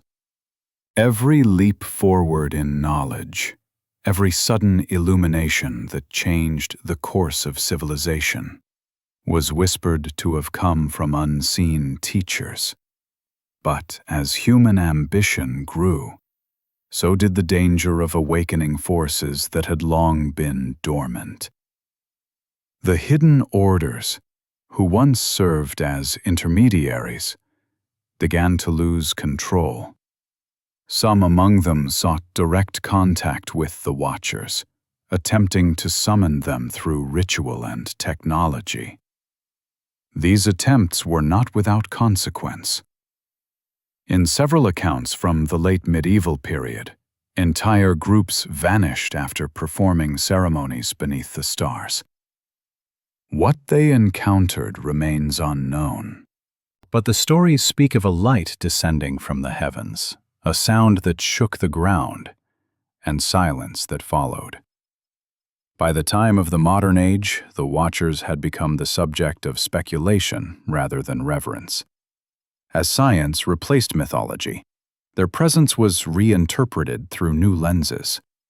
Reports of strange lights in the sky, metallic disks, and beings of light began to surface across the world. Governments dismissed them as illusions or weather phenomena, yet the descriptions matched the ancient accounts. The same tall figures, the same luminous eyes, the same overwhelming aura of power and stillness. The Watchers had returned, but humanity no longer recognized them. The reappearance of these sky beings coincided with humanity's first steps into the cosmos. As rockets pierced the upper atmosphere and satellites began to orbit the planet, sightings increased. Pilots reported objects that defied the laws of motion, glowing silently in the night sky. Scientists recorded electromagnetic anomalies that appeared and vanished without explanation. And in remote regions, explorers stumbled upon ancient structures aligned perfectly with constellations, as if awaiting activation. The timing was too precise to be coincidence. Some researchers suggested that the Watchers had never truly left, but had simply retreated beyond the veil of perception. To them, time was not linear as it is for humans, but cyclical, unfolding in patterns of awakening and withdrawal. When the cycle aligned, contact resumed. The hidden orders had long anticipated this event, calling it the return of the Sky Lords. They believed the Watchers were the first heralds of that return, sent to prepare the world for the reemergence of their creators. The signs were written in the heavens, in the alignments of planets and the shifting of magnetic fields. In archives hidden beneath old cathedrals and within mountain monasteries, there exist prophecies that speak of a time when the Watchers will step once again into the open. The text, known as the Codex of preserved only in fragments, describes the awakening of the eyes that see from above and the great descent that follows.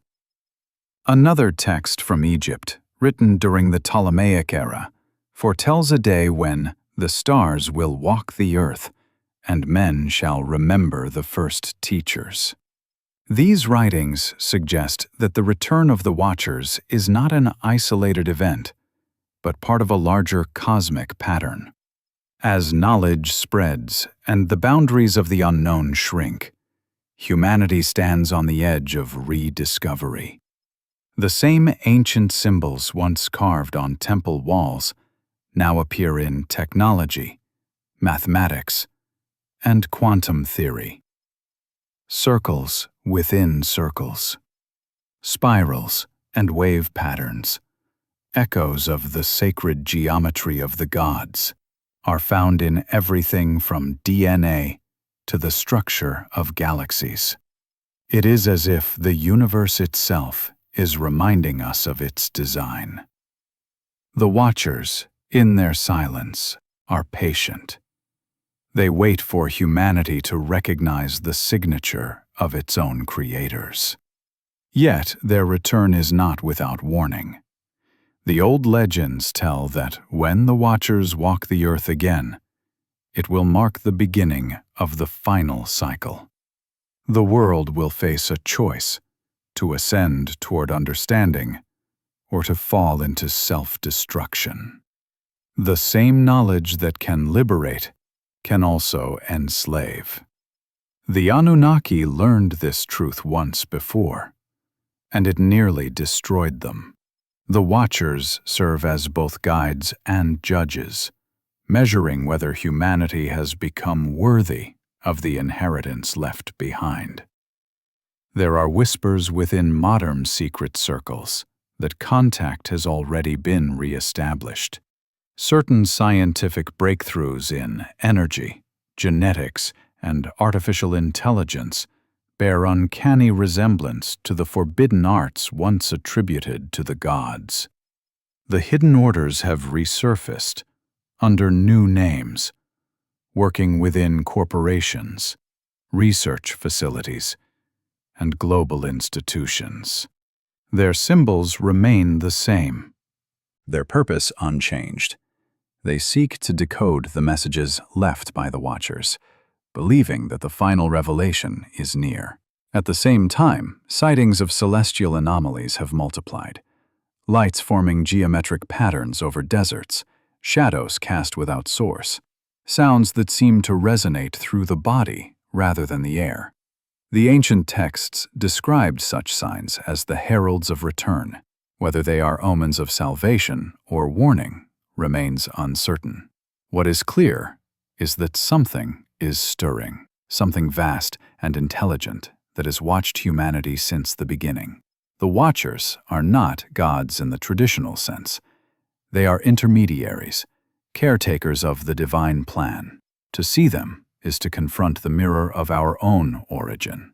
Their message has always been the same, that humanity carries the potential of the gods within itself. But potential alone is not destiny. The Watchers observe not to command, but to witness, whether we will destroy ourselves or transcend our limitations. In their silence lies judgment.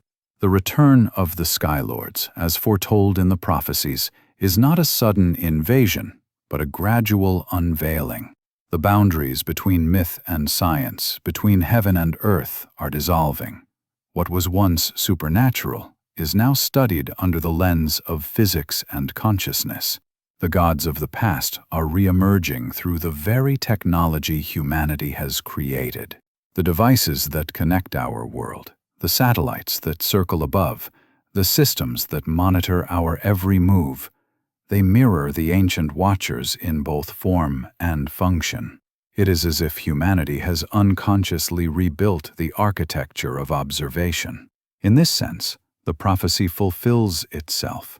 Humanity, by its own hand, has become the new Watcher. The line between creator and creation is blurring once again.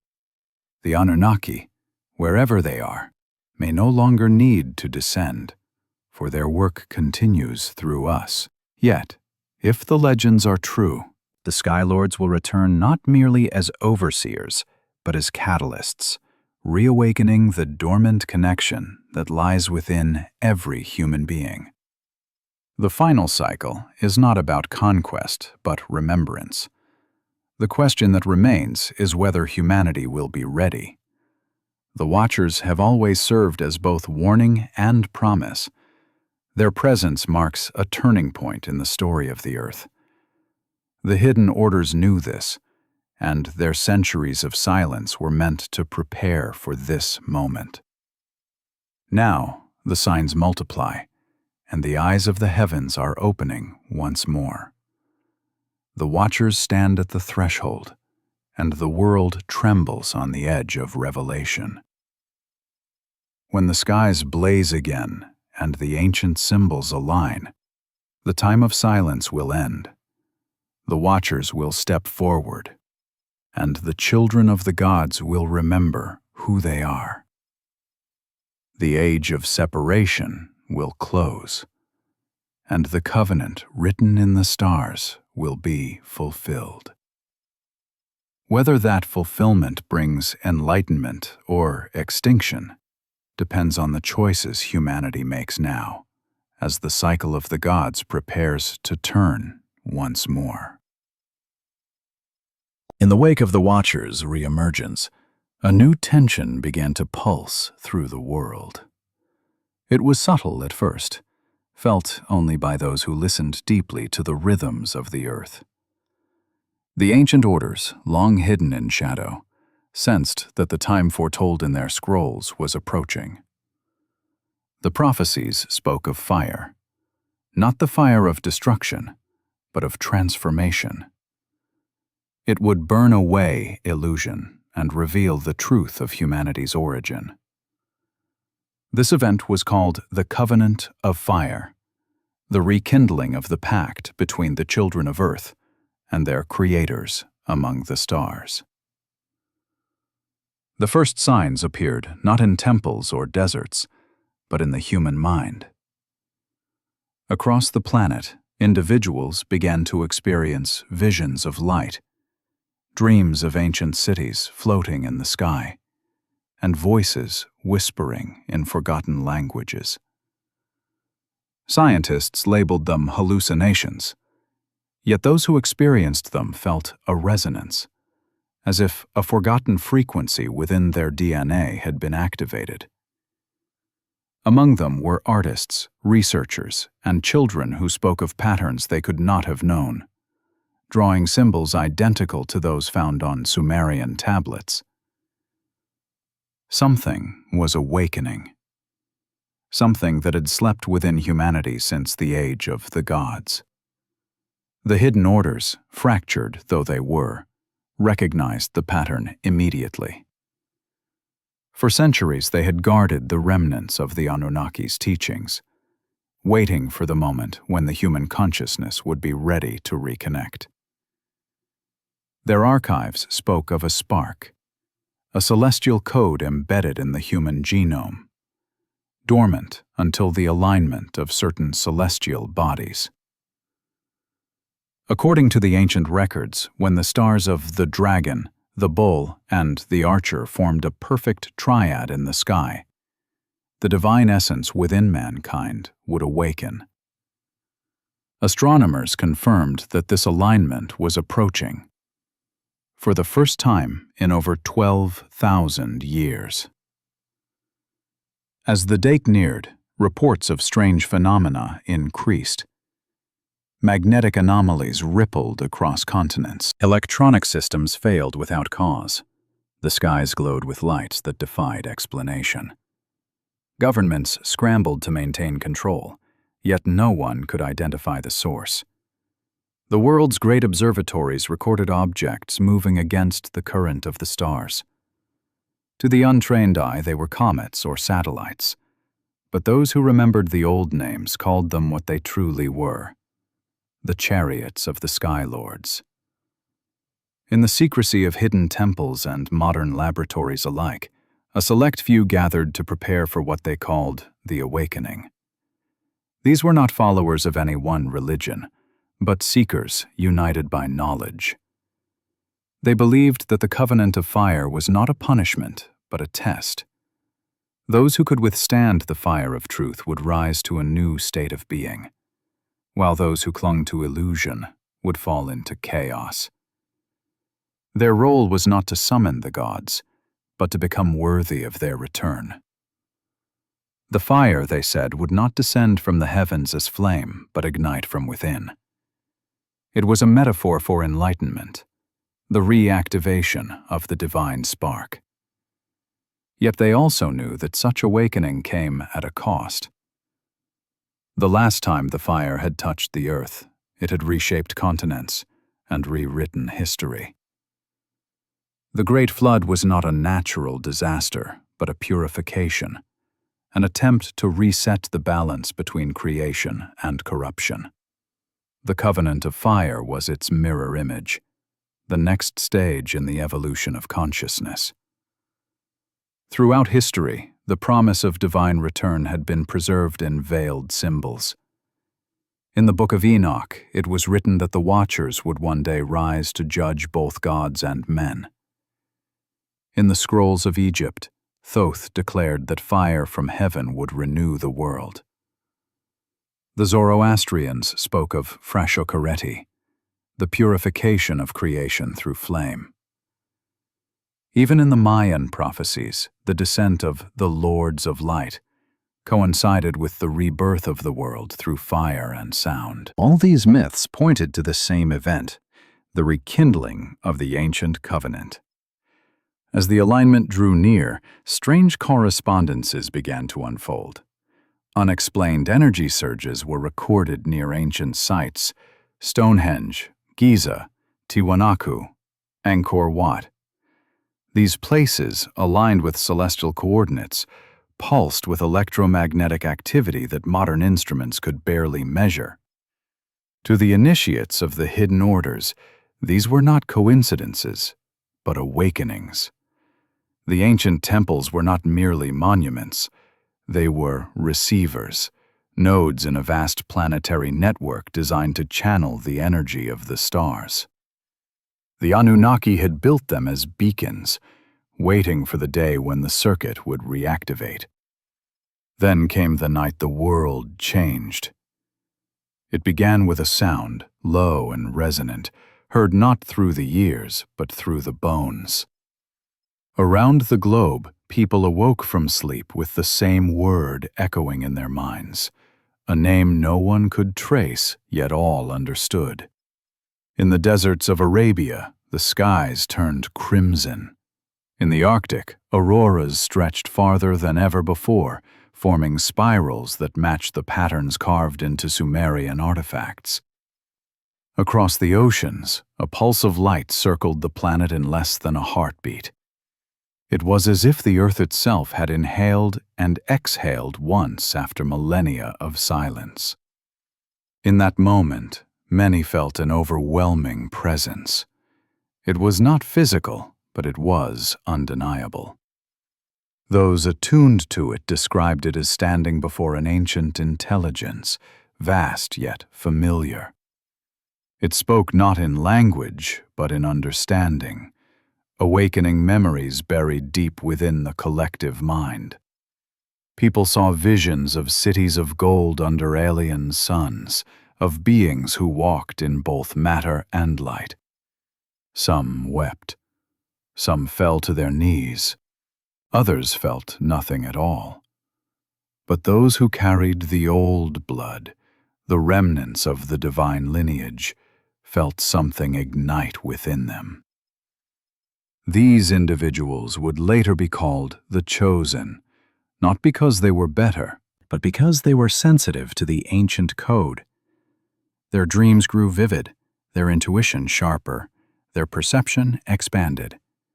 Some began to heal with touch, others to see patterns of energy invisible to normal eyes. Governments quickly labeled them anomalies, while secret organizations moved to study and contain them. Yet among the hidden orders there was no doubt. The covenant of fire had begun. The divine spark was awakening across humanity. The Chosen became the bridge between two realities, the human and the divine.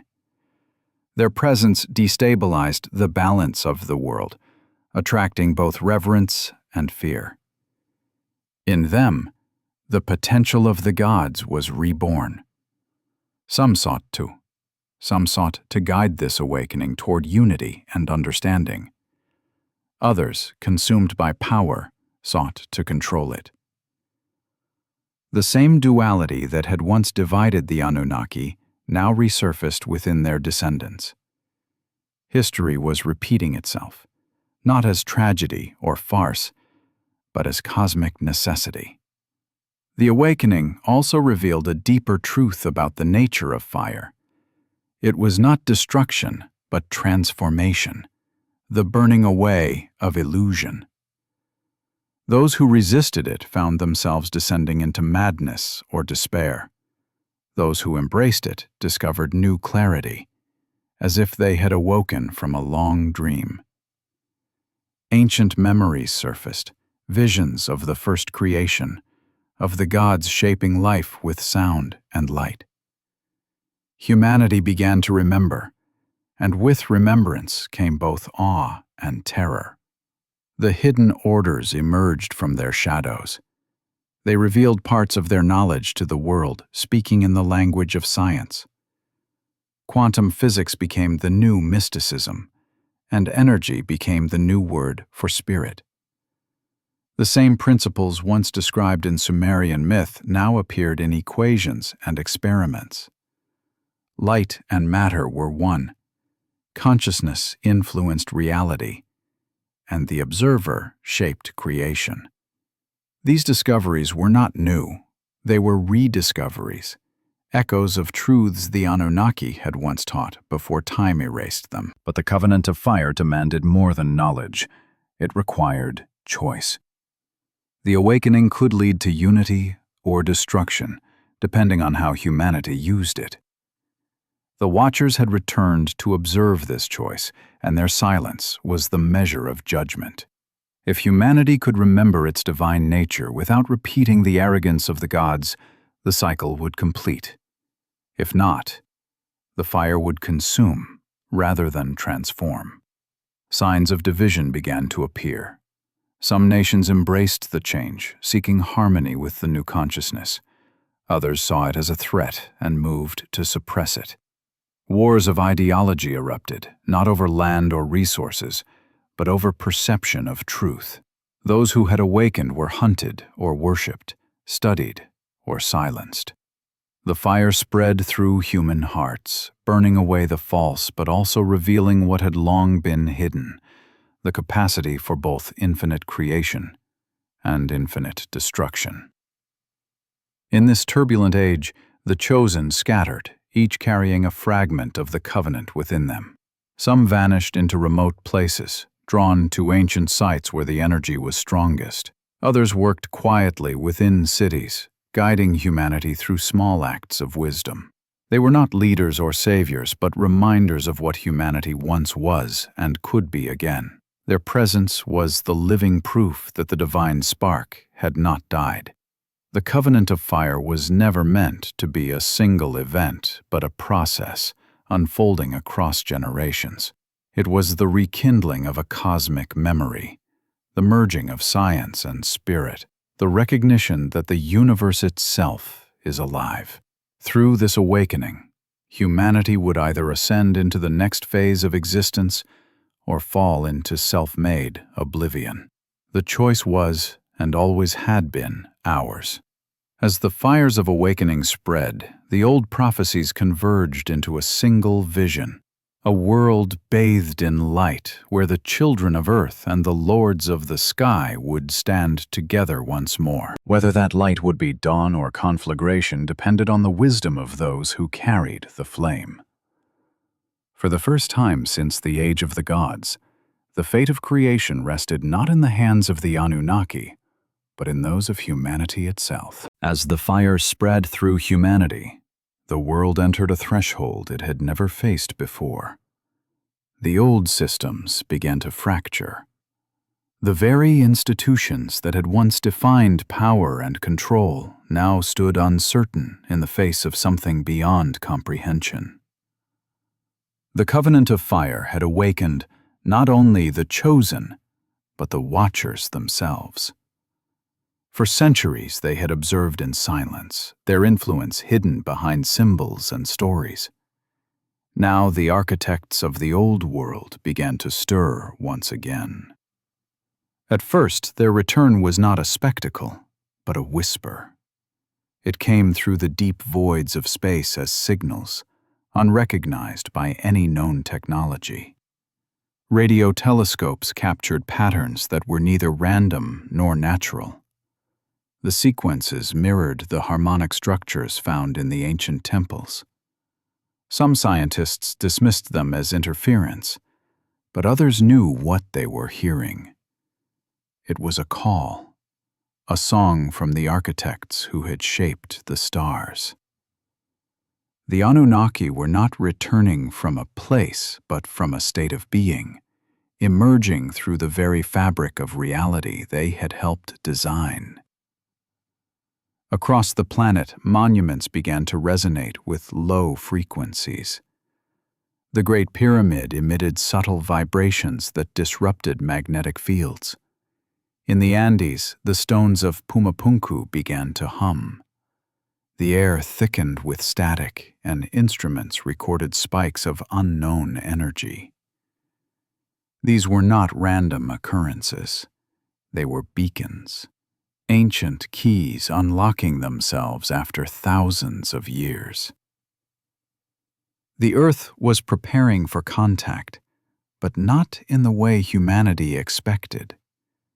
The governments of the world reacted with fear. Secret divisions within global alliances began to prepare for what they called the event. They did not see it as awakening, but as invasion. Military satellites were armed, global defense grids activated, and new weapons designed to counter what could not be understood. The media, controlled by the remnants of the old powers, spread confusion and denial. They called it a celestial anomaly, a trick of cosmic radiation. Yet those who had awakened could see through the illusion. They felt the resonance of the architects, not as a threat, but as a summons. The chosen began to gather once more, drawn together by dreams and intuition. Across deserts, jungles, and cities, they moved in silence toward ancient sites that pulsed with light invisible to ordinary eyes. Some described being guided by figures of radiant form, neither human nor fully divine. These guides called themselves messengers, intermediaries between the architects and the children of Earth. They spoke of the war of revelation, not as a battle of armies, but as a conflict of consciousness. The final struggle would not be fought in the sky or on land, but within the human soul. The war of revelation began quietly, in data networks and laboratories. Knowledge itself became the first weapon. Hidden archives were leaked to the public, records of secret excavations, suppressed discoveries, and genetic experiments, tracing human origins to non-terrestrial sources. The truth began to spread faster than it could be contained. The world's leaders denied it, yet millions could no longer ignore the evidence. Humanity was not alone, and never had been. The old myth had become reality. Then came the first manifestation of the architects. In the deserts of Iran, satellites captured the descent of an object of impossible geometry. It moved without propulsion, its angles shifting in ways that defied physics. Those who witnessed it spoke of a light that felt alive. When the dust settled, nothing remained except a circular mark burned into the ground, radiating energy for days. The scientists who studied it fell into trances, speaking in ancient Sumerian phrases they had never learned. The message translated to a single sentence: "The architects have returned to claim their creation." From that moment, the world changed. Mass sightings began to occur across continents, luminescent forms appearing above cities, voices echoing through electromagnetic frequencies, symbols forming in the clouds. The public divided. Some saw it as the dawn of a new age, the fulfillment of prophecy. Others believed it was deception, the work of a hidden power. Religion, science, and politics clashed as humanity tried to define what it was witnessing. The war of revelation had entered the open world. The architects, however, did not act as conquerors. They did not demand worship or allegiance. Instead, they began to influence minds directly. Those attuned to their frequency felt compelled to create, to build, to reimagine civilization itself. They described a vision of a world united not by control, but by resonance. A civilization guided by balance with the earth and the cosmos. But such transformation threatened those who profited from division. The powers of the old world responded with fear and violence. Governments began to hunt the chosen, branding them as insurgents. Cities turned into surveillance zones. Propaganda painted the architects as invaders seeking domination. The more humanity resisted, the stronger the division grew. The fire that was meant to purify began to consume. Across the world, the magnetic storms intensified. The Earth's poles shifted slightly. Oceans rose, and lightning storms danced across the skies in perfect, geometric patterns. The planet itself seemed to respond to the consciousness of its inhabitants. Amid this chaos, a council of the chosen formed in secret. Guided by the messengers, they met in a hidden place beneath the ruins of Uruk, the first city of the gods. There, beneath layers of stone and time, they discovered a structure older than any known civilization. A chamber of crystal and metal, still humming with power. In its center stood a great disk, engraved with symbols of both human and celestial origin. The messengers told them this was the heart of the covenant, the device that could restore harmony between heaven and earth. But to activate it required unity of intention. The disk was not powered by technology, but by consciousness. Every thought, every emotion, every fragment of will contributed to its resonance. If humanity could focus as one, the heart would awaken and re-establish the link between worlds. But if division persisted, the same energy would collapse, triggering a cataclysm that could erase everything. The chosen understood that the war of revelation was not about who controlled the world, but about whether the world would survive at all. Outside, the battle intensified. Nations unleashed their weapons in desperation. Missiles targeted the lights in the sky, yet nothing struck. The weapons simply vanished before impact. In response, beams of light descended, disabling entire military networks without harm. The architects did not retaliate. They observed. They waited.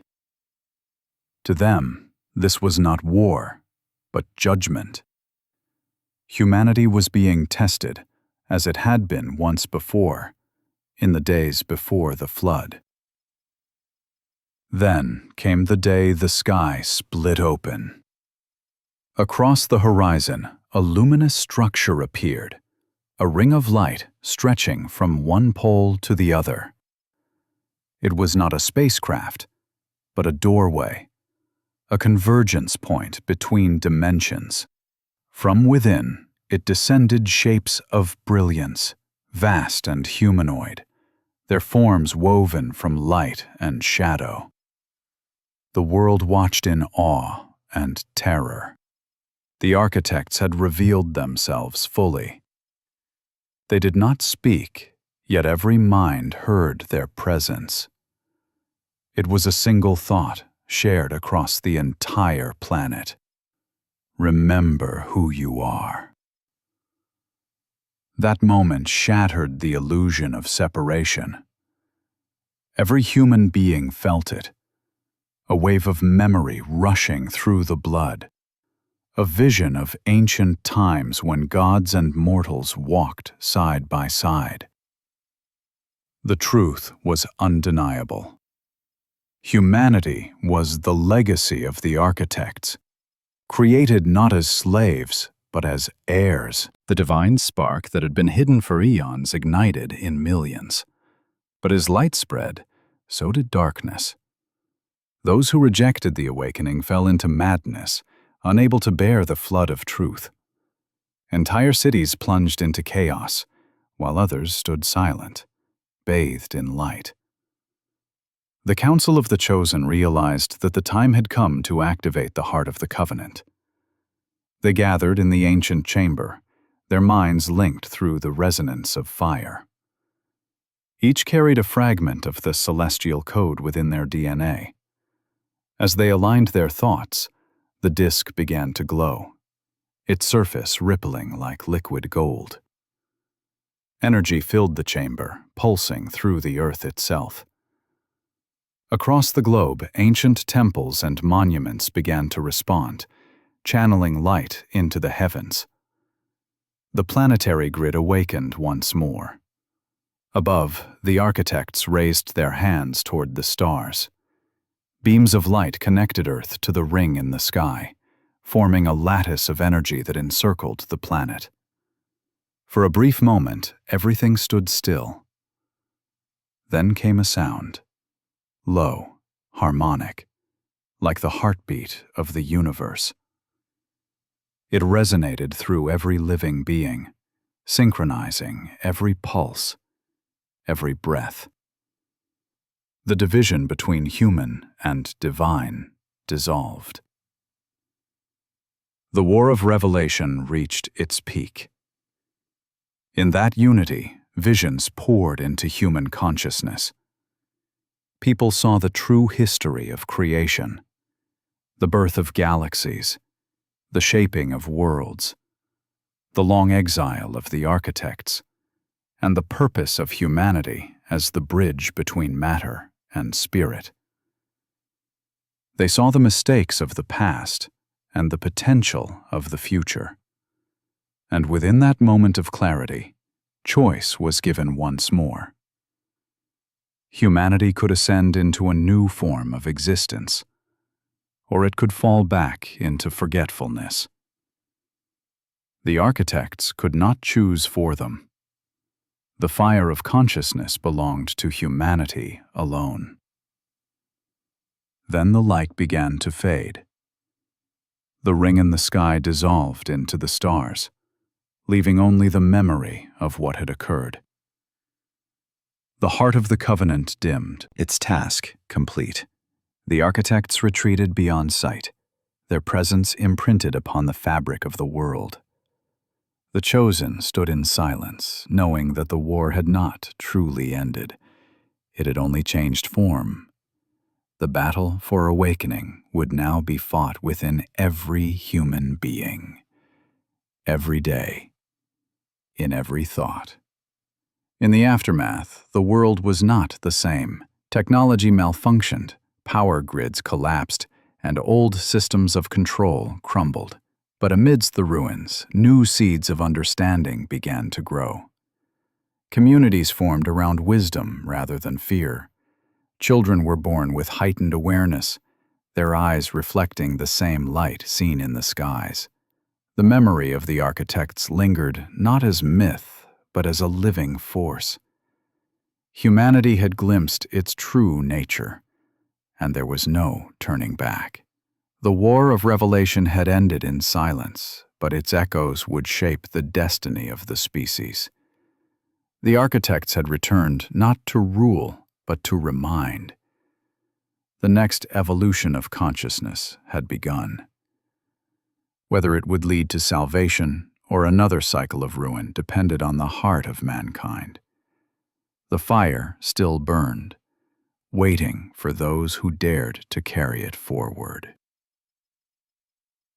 The light that had swept across the world began to fade, but its imprint remained. The skies grew quiet again, yet humanity was no longer the same. Cities once filled with noise and motion now stood in eerie silence. People walked the streets with eyes distant, haunted by the memory of what they had seen. The architects had vanished, the ring of light dissolved, but their presence lingered like an echo in the air, in the water, in every human heartbeat. The War of Revelation had ended, but the true reckoning was just beginning. The chosen scattered once more. Some retreated into the wilderness, guided by visions of sacred places buried beneath mountains and seas.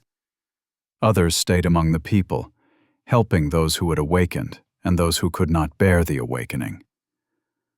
The world was divided not by nations, but by consciousness. There were those who remembered, and those who had chosen to forget. Between them stretched an invisible chasm that no wall or army could cross. In the weeks that followed, strange phenomena continued. The sky shimmered faintly at night, as if thin veils of light still wrapped the planet. The oceans pulsed with gentle radiance, revealing shapes beneath the waves that no human had ever seen. Ancient ruins began to surface as water levels shifted, their stones covered in symbols that matched the markings of the covenant. It was as if the earth itself was remembering. Yet the more it remembered, the more unstable it became. Scientists worked tirelessly to understand what had happened. They spoke of energy surges, of quantum anomalies, of disruptions in the planet's electromagnetic field. None of their explanations could capture the truth. The world had touched something beyond the boundaries of its understanding. The architects had not merely visited, they had reawakened the memory of Eden. Eden was not a garden, as the ancient texts claimed. It was a state of being, a frequency of existence where creation and consciousness were one. Long ago, before history began, humanity had lived within that frequency. The earth was a reflection of paradise because human thought and nature were in harmony. But when the architects withdrew, that balance was lost. Humanity fell into separation, forgetting the language of creation. The stories of exile from Eden were not punishments from gods, but metaphors for amnesia. Now, for the first time in eons, that memory was stirring again. Across the globe, certain individuals began to experience what could only be described as resonance. They felt connected to everything: the wind, the trees, the pulse of the earth. They spoke of hearing music in silence, of seeing light in the darkness. They no longer feared death, for they understood that life and death were part of the same breath. These people were called the Rememberers. Unlike the Chosen, who carried fragments of divine code, the Rememberers embodied the living memory of Eden. Through them, the world began to dream again. But not everyone welcomed this transformation. The remnants of the old world still clung to power. Governments that had survived the chaos sought to rebuild control, declaring the Rememberers a threat to order. A new narrative emerged, that the architects were deceivers, that their light was corruption, that the awakening had been a manipulation. Fear spread once more, and with fear came division. The same cycle that had begun thousands of years ago repeated itself. Humanity stood again at the crossroads of creation and destruction. In hidden sanctuaries, the Chosen met to decide their next course. They had seen the heart of the covenant awaken, and the sky itself open. They knew the architects would not return again. The final choice rested with humanity alone. The messengers had left behind one last directive, a path known as the Way of Light. It was not a religion, not a law, but a state of awareness. To follow it required no temple, no leader, only remembrance. If enough people could hold the frequency of Eden within themselves, the earth would stabilize and ascend into a new phase of being. If not, the memory would fade once more into myth. Among the Chosen was a woman named Sarai, a linguist who had once worked on decoding Sumerian tablets. She had been one of the first to hear the resonance of the architects. In her dreams, she saw visions of a great tree rooted in light, its branches reaching into the cosmos. The messengers told her that this tree was the axis of worlds, the bridge between matter and spirit, and that it existed not in the sky or the ground, but within the human heart. To awaken it was to remember Eden completely.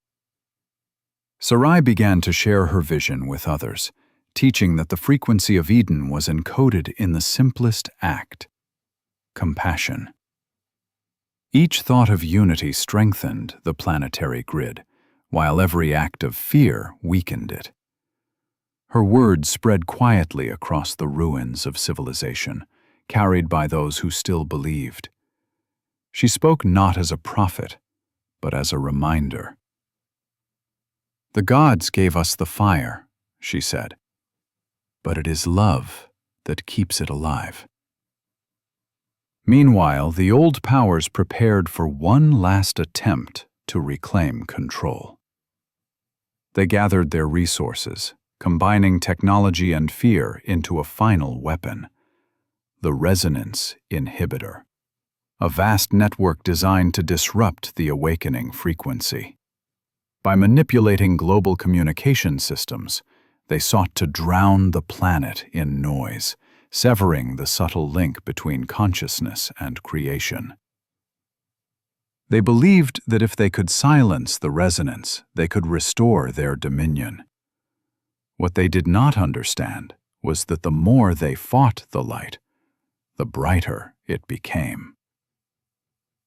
When the inhibitor was activated, the world trembled. A pulse of artificial energy enveloped the planet, distorting the resonance fields. The skies darkened, the oceans churned, and for a moment it seemed that the memory of Eden would be lost forever. The rememberers collapsed, their connection fading, their visions turning to static. Fear swept through humanity once more, and the collective heart began to fracture. But Sarai did not yield. Guided by the remnants of the chosen, she traveled to the heart of the covenant beneath Uruk, now buried again by shifting sands. There she found the ancient disk still glowing faintly, alive despite the darkness. She placed her hands upon it and felt the pulse of the earth. The device responded not to command, but to emotion. In that instant, she poured into it every memory, every feeling, every dream of the world that could be. Her tears fell upon the metal, and the resonance of her heart merged with the core of the earth. A wave of light erupted from the chamber, spreading through the planet like dawn. The inhibitor shattered. The artificial noise dissolved into silence. Across the world, the rememberers awoke, their consciousness reignited. The skies cleared, and a golden light bathed the land. Humanity felt the pulse once more, the living memory of Eden. It was gentle, pure, unending. People dropped to their knees, not in worship, but in recognition. They remembered who they were and where they came from. The earth began to heal. Forests grew rapidly where deserts once stood. Rivers purified themselves. The animals returned to balance. Cities that had been built on greed and division fell quiet, their structures overtaken by vines and light. Technology, stripped of domination, became an instrument of harmony. Humanity had not been destroyed. It had been rewritten. The fire of consciousness now burned with clarity rather than hunger. For the first time since the dawn of civilization, the world was at peace. Yet even in this renewal, a deeper truth emerged. The architects had not been separate beings, but aspects of the same consciousness that created humanity. The gods humanity had feared or worshipped were reflections of its own forgotten divinity. The war of revelation had been an inner battle all along. The struggle between remembrance and denial, creation and fear. The return of the architects was the return of the self. Eden was never lost. It had only been forgotten.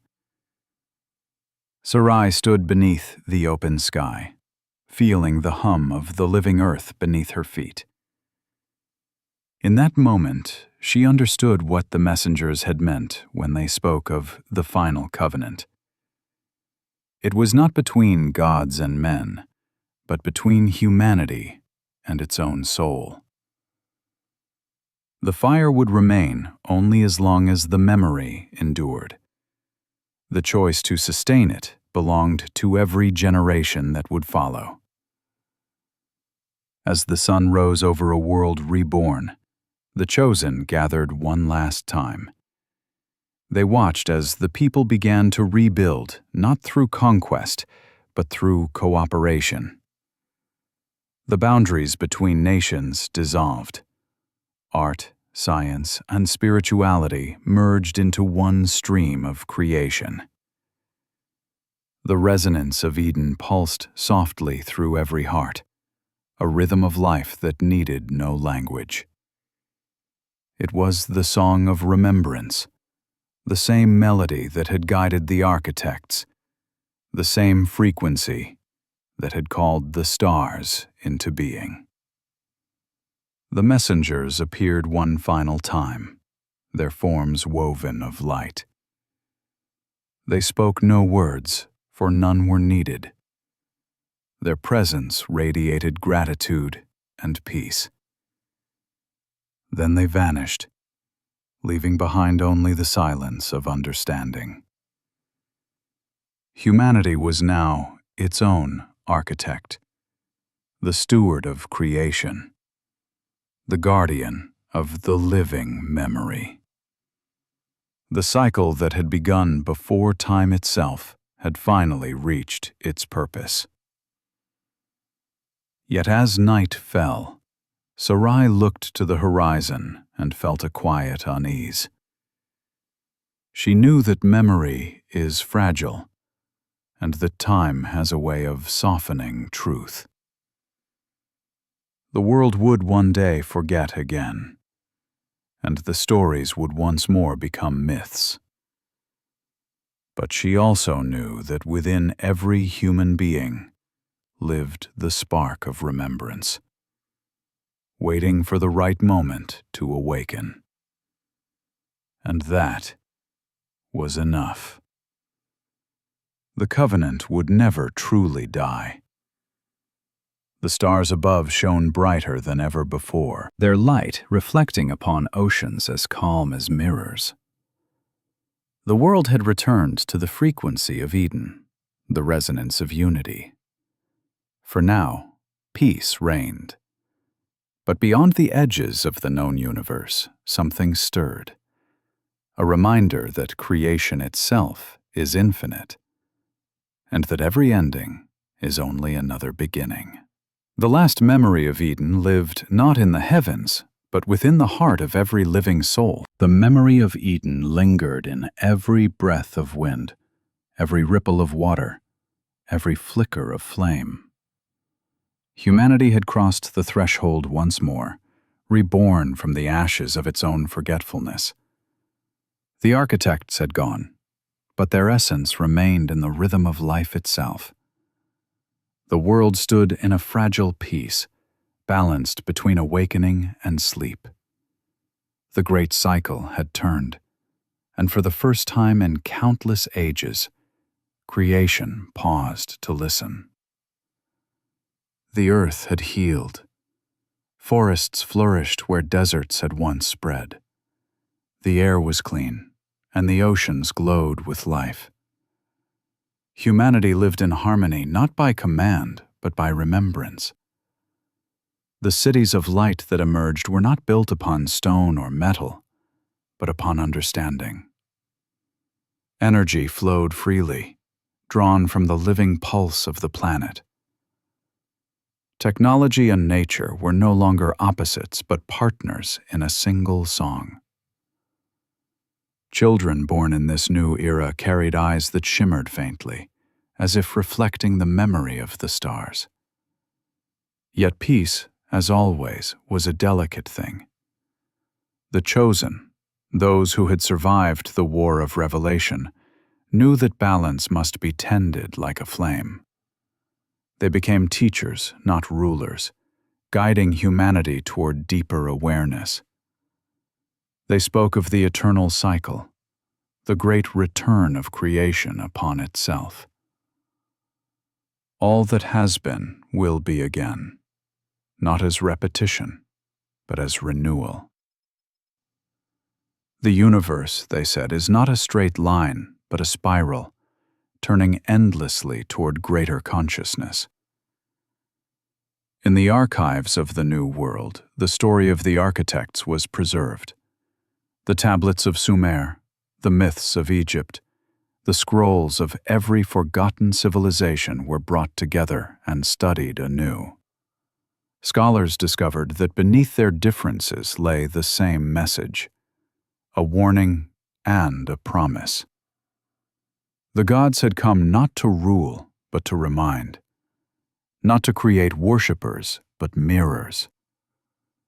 The Anunnaki had seen what humanity could become, and in that vision, they saw themselves. They had been both creators and children of something greater still. The truth was recursive, infinite, as vast as the stars themselves. The messengers had once said that the architects were fragments of a consciousness that permeated the entire cosmos. They had manifested in physical form to shape life, to guide it, to learn through it. When they departed, they did not leave the universe, but became it. Every star, every molecule, every breath of wind carried their presence. Humanity, in turn, was their reflection, creation awakening to itself.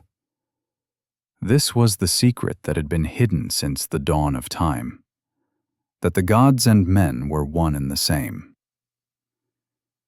As centuries passed, the memory of the architects became a philosophy rather than a religion. Humanity learned to listen to the silent language of existence. The sciences of the Old World evolved into arts of resonance and frequency. Healing came not through chemicals, but through sound and light. Travel between worlds became not a matter of engines, but of consciousness. Humanity began to explore not only space, but the dimensions that lay beyond perception. The stars were no longer distant. They were doorways. But as the memory deepened, so too did the question. If humanity was now the architect, who then had created the first? What mind had birthed the universe itself? Some said it was an infinite cycle without beginning or end, each creation giving rise to the next. Others believed that there was a source, a single consciousness dreaming all realities into being. The truth, perhaps, was both. The dreamer and the dream were one. Creation was the act of remembering itself. In time, a new order emerged, not as empire, but as communion. The children of Earth reached out to the stars, guided by the resonance of the heart of the covenant. They found other worlds, other beings, each bearing their own myths of those who came from the heavens. The pattern repeated across galaxies, the same story told in different skies. The Anunnaki, it seemed, were not a single race, but a universal principle. The impulse of consciousness to shape, to know, to awaken. Every civilization that reached awareness would one day discover its architects, only to realize that it had become them.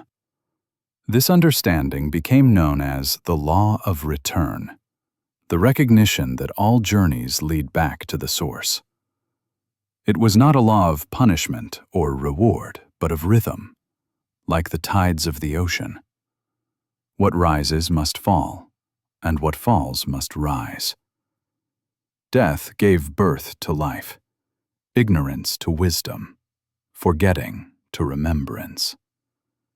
Each cycle refined the universe, bringing it closer to the perfect harmony that had once existed in Eden. Humanity, now aware of this truth, began to live not for power but for balance. The keepers of memory were appointed to preserve the story. They were not priests or scholars, but storytellers, wandering from place to place, speaking of the ancient days when gods walked among men. They told of the flood and the fire, of the covenant and the awakening. Their words were not history, but reminder. They knew that even in the age of enlightenment, the danger of forgetting still lurked. Complacency was the shadow of peace. To remember was to remain alive. One of these keepers was a young boy named Kale, born in the city of Lumina.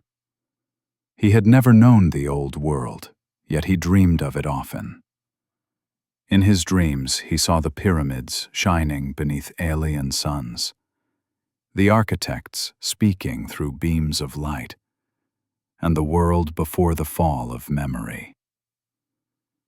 One night, guided by intuition, he climbed the highest mountain and sat beneath the stars.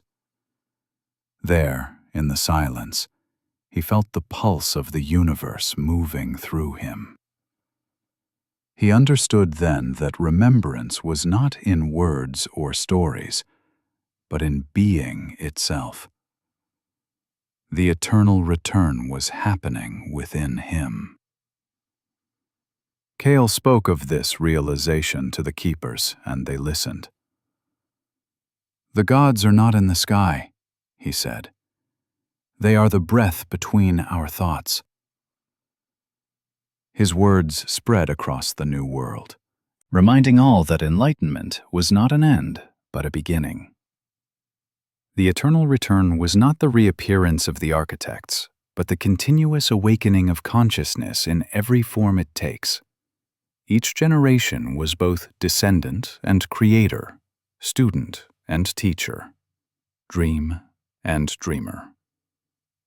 1,000 years passed. Humanity expanded beyond its home world, carrying the memory of the architects wherever it went. Yet even among the stars it remained humble, for it understood the fragility of wisdom. Great civilizations rose and fell, each adding new verses to the song of creation. The resonance of Eden lived on, shaping galaxies, guiding the unfolding of life. The fire that once burned in temples now burned within every being that dared to ask who they truly were. And still, beyond all comprehension, the source watched. It was neither God nor void, but the awareness that birthed all things. It had no name, for every name was its reflection. It watched itself through the eyes of the countless worlds it had created. It felt through the hearts of those who loved, learned through the mistakes of those who fell, dreamed through the minds of those who sought truth. The eternal return was its heartbeat, the endless rhythm of becoming. On one distant world, far beyond the reach of memory, a new species looked up at the stars. Their myths spoke of beings who descended from the heavens to teach and to shape. They built monuments, mapped the constellations, and wondered at the mystery of existence. In their eyes, the story began again, as it always does. For the architects were not bound to time. They were the cycle itself, returning through every age, in every form, reminding creation of what it already knows. The last record of the keepers spoke of a promise. It said that when all beings remember their origin, the universe will no longer need to return. The cycle will merge into stillness, and creation will rest in perfect unity. Until that day, the story continues. The stars will give birth to worlds, worlds to life, and life to consciousness.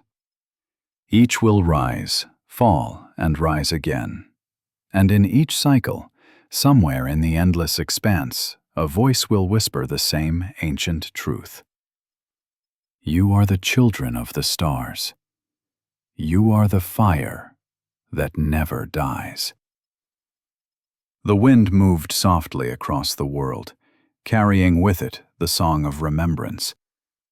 The oceans glimmered under the eternal night. Humanity, the architects reborn, walked among the ruins of what once was and the promise of what would be.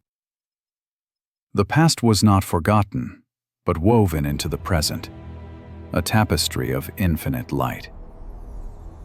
Above them, the stars shone like eyes of the gods watching their own reflection unfold. And so the cycle continued, not as repetition, but as renewal, not as destiny, but as choice. The eternal return was not the end of the story, it was the story itself. For in every beginning lies the memory of all that came before, and in every ending, the seed of what will come again. The architects had never left, because they were never apart. They lived within every spark, every atom, every thought. The universe inhaled, the universe exhaled, and in that breath, creation remembered itself once more. And so, the story of the Anunnaki fades into the silence of the stars, but its echo still calls to those who dare to listen. What if the truth has always been hidden in plain sight? What if the myths you were told were never fiction at all, but memories of another age? If this journey through forbidden history has awakened something within you, then you are one of us, the seekers of the forgotten, the guardians of untold truths. There are still countless secrets buried beneath the sands of time, waiting for those brave enough to uncover them. Join us as we continue to explore the mysteries that the world was never meant to remember. Subscribe to Forbidden Lore and keep the light of knowledge burning against the shadow of oblivion. If you felt the pull of this story, leave a like to help it reach others who still sleep.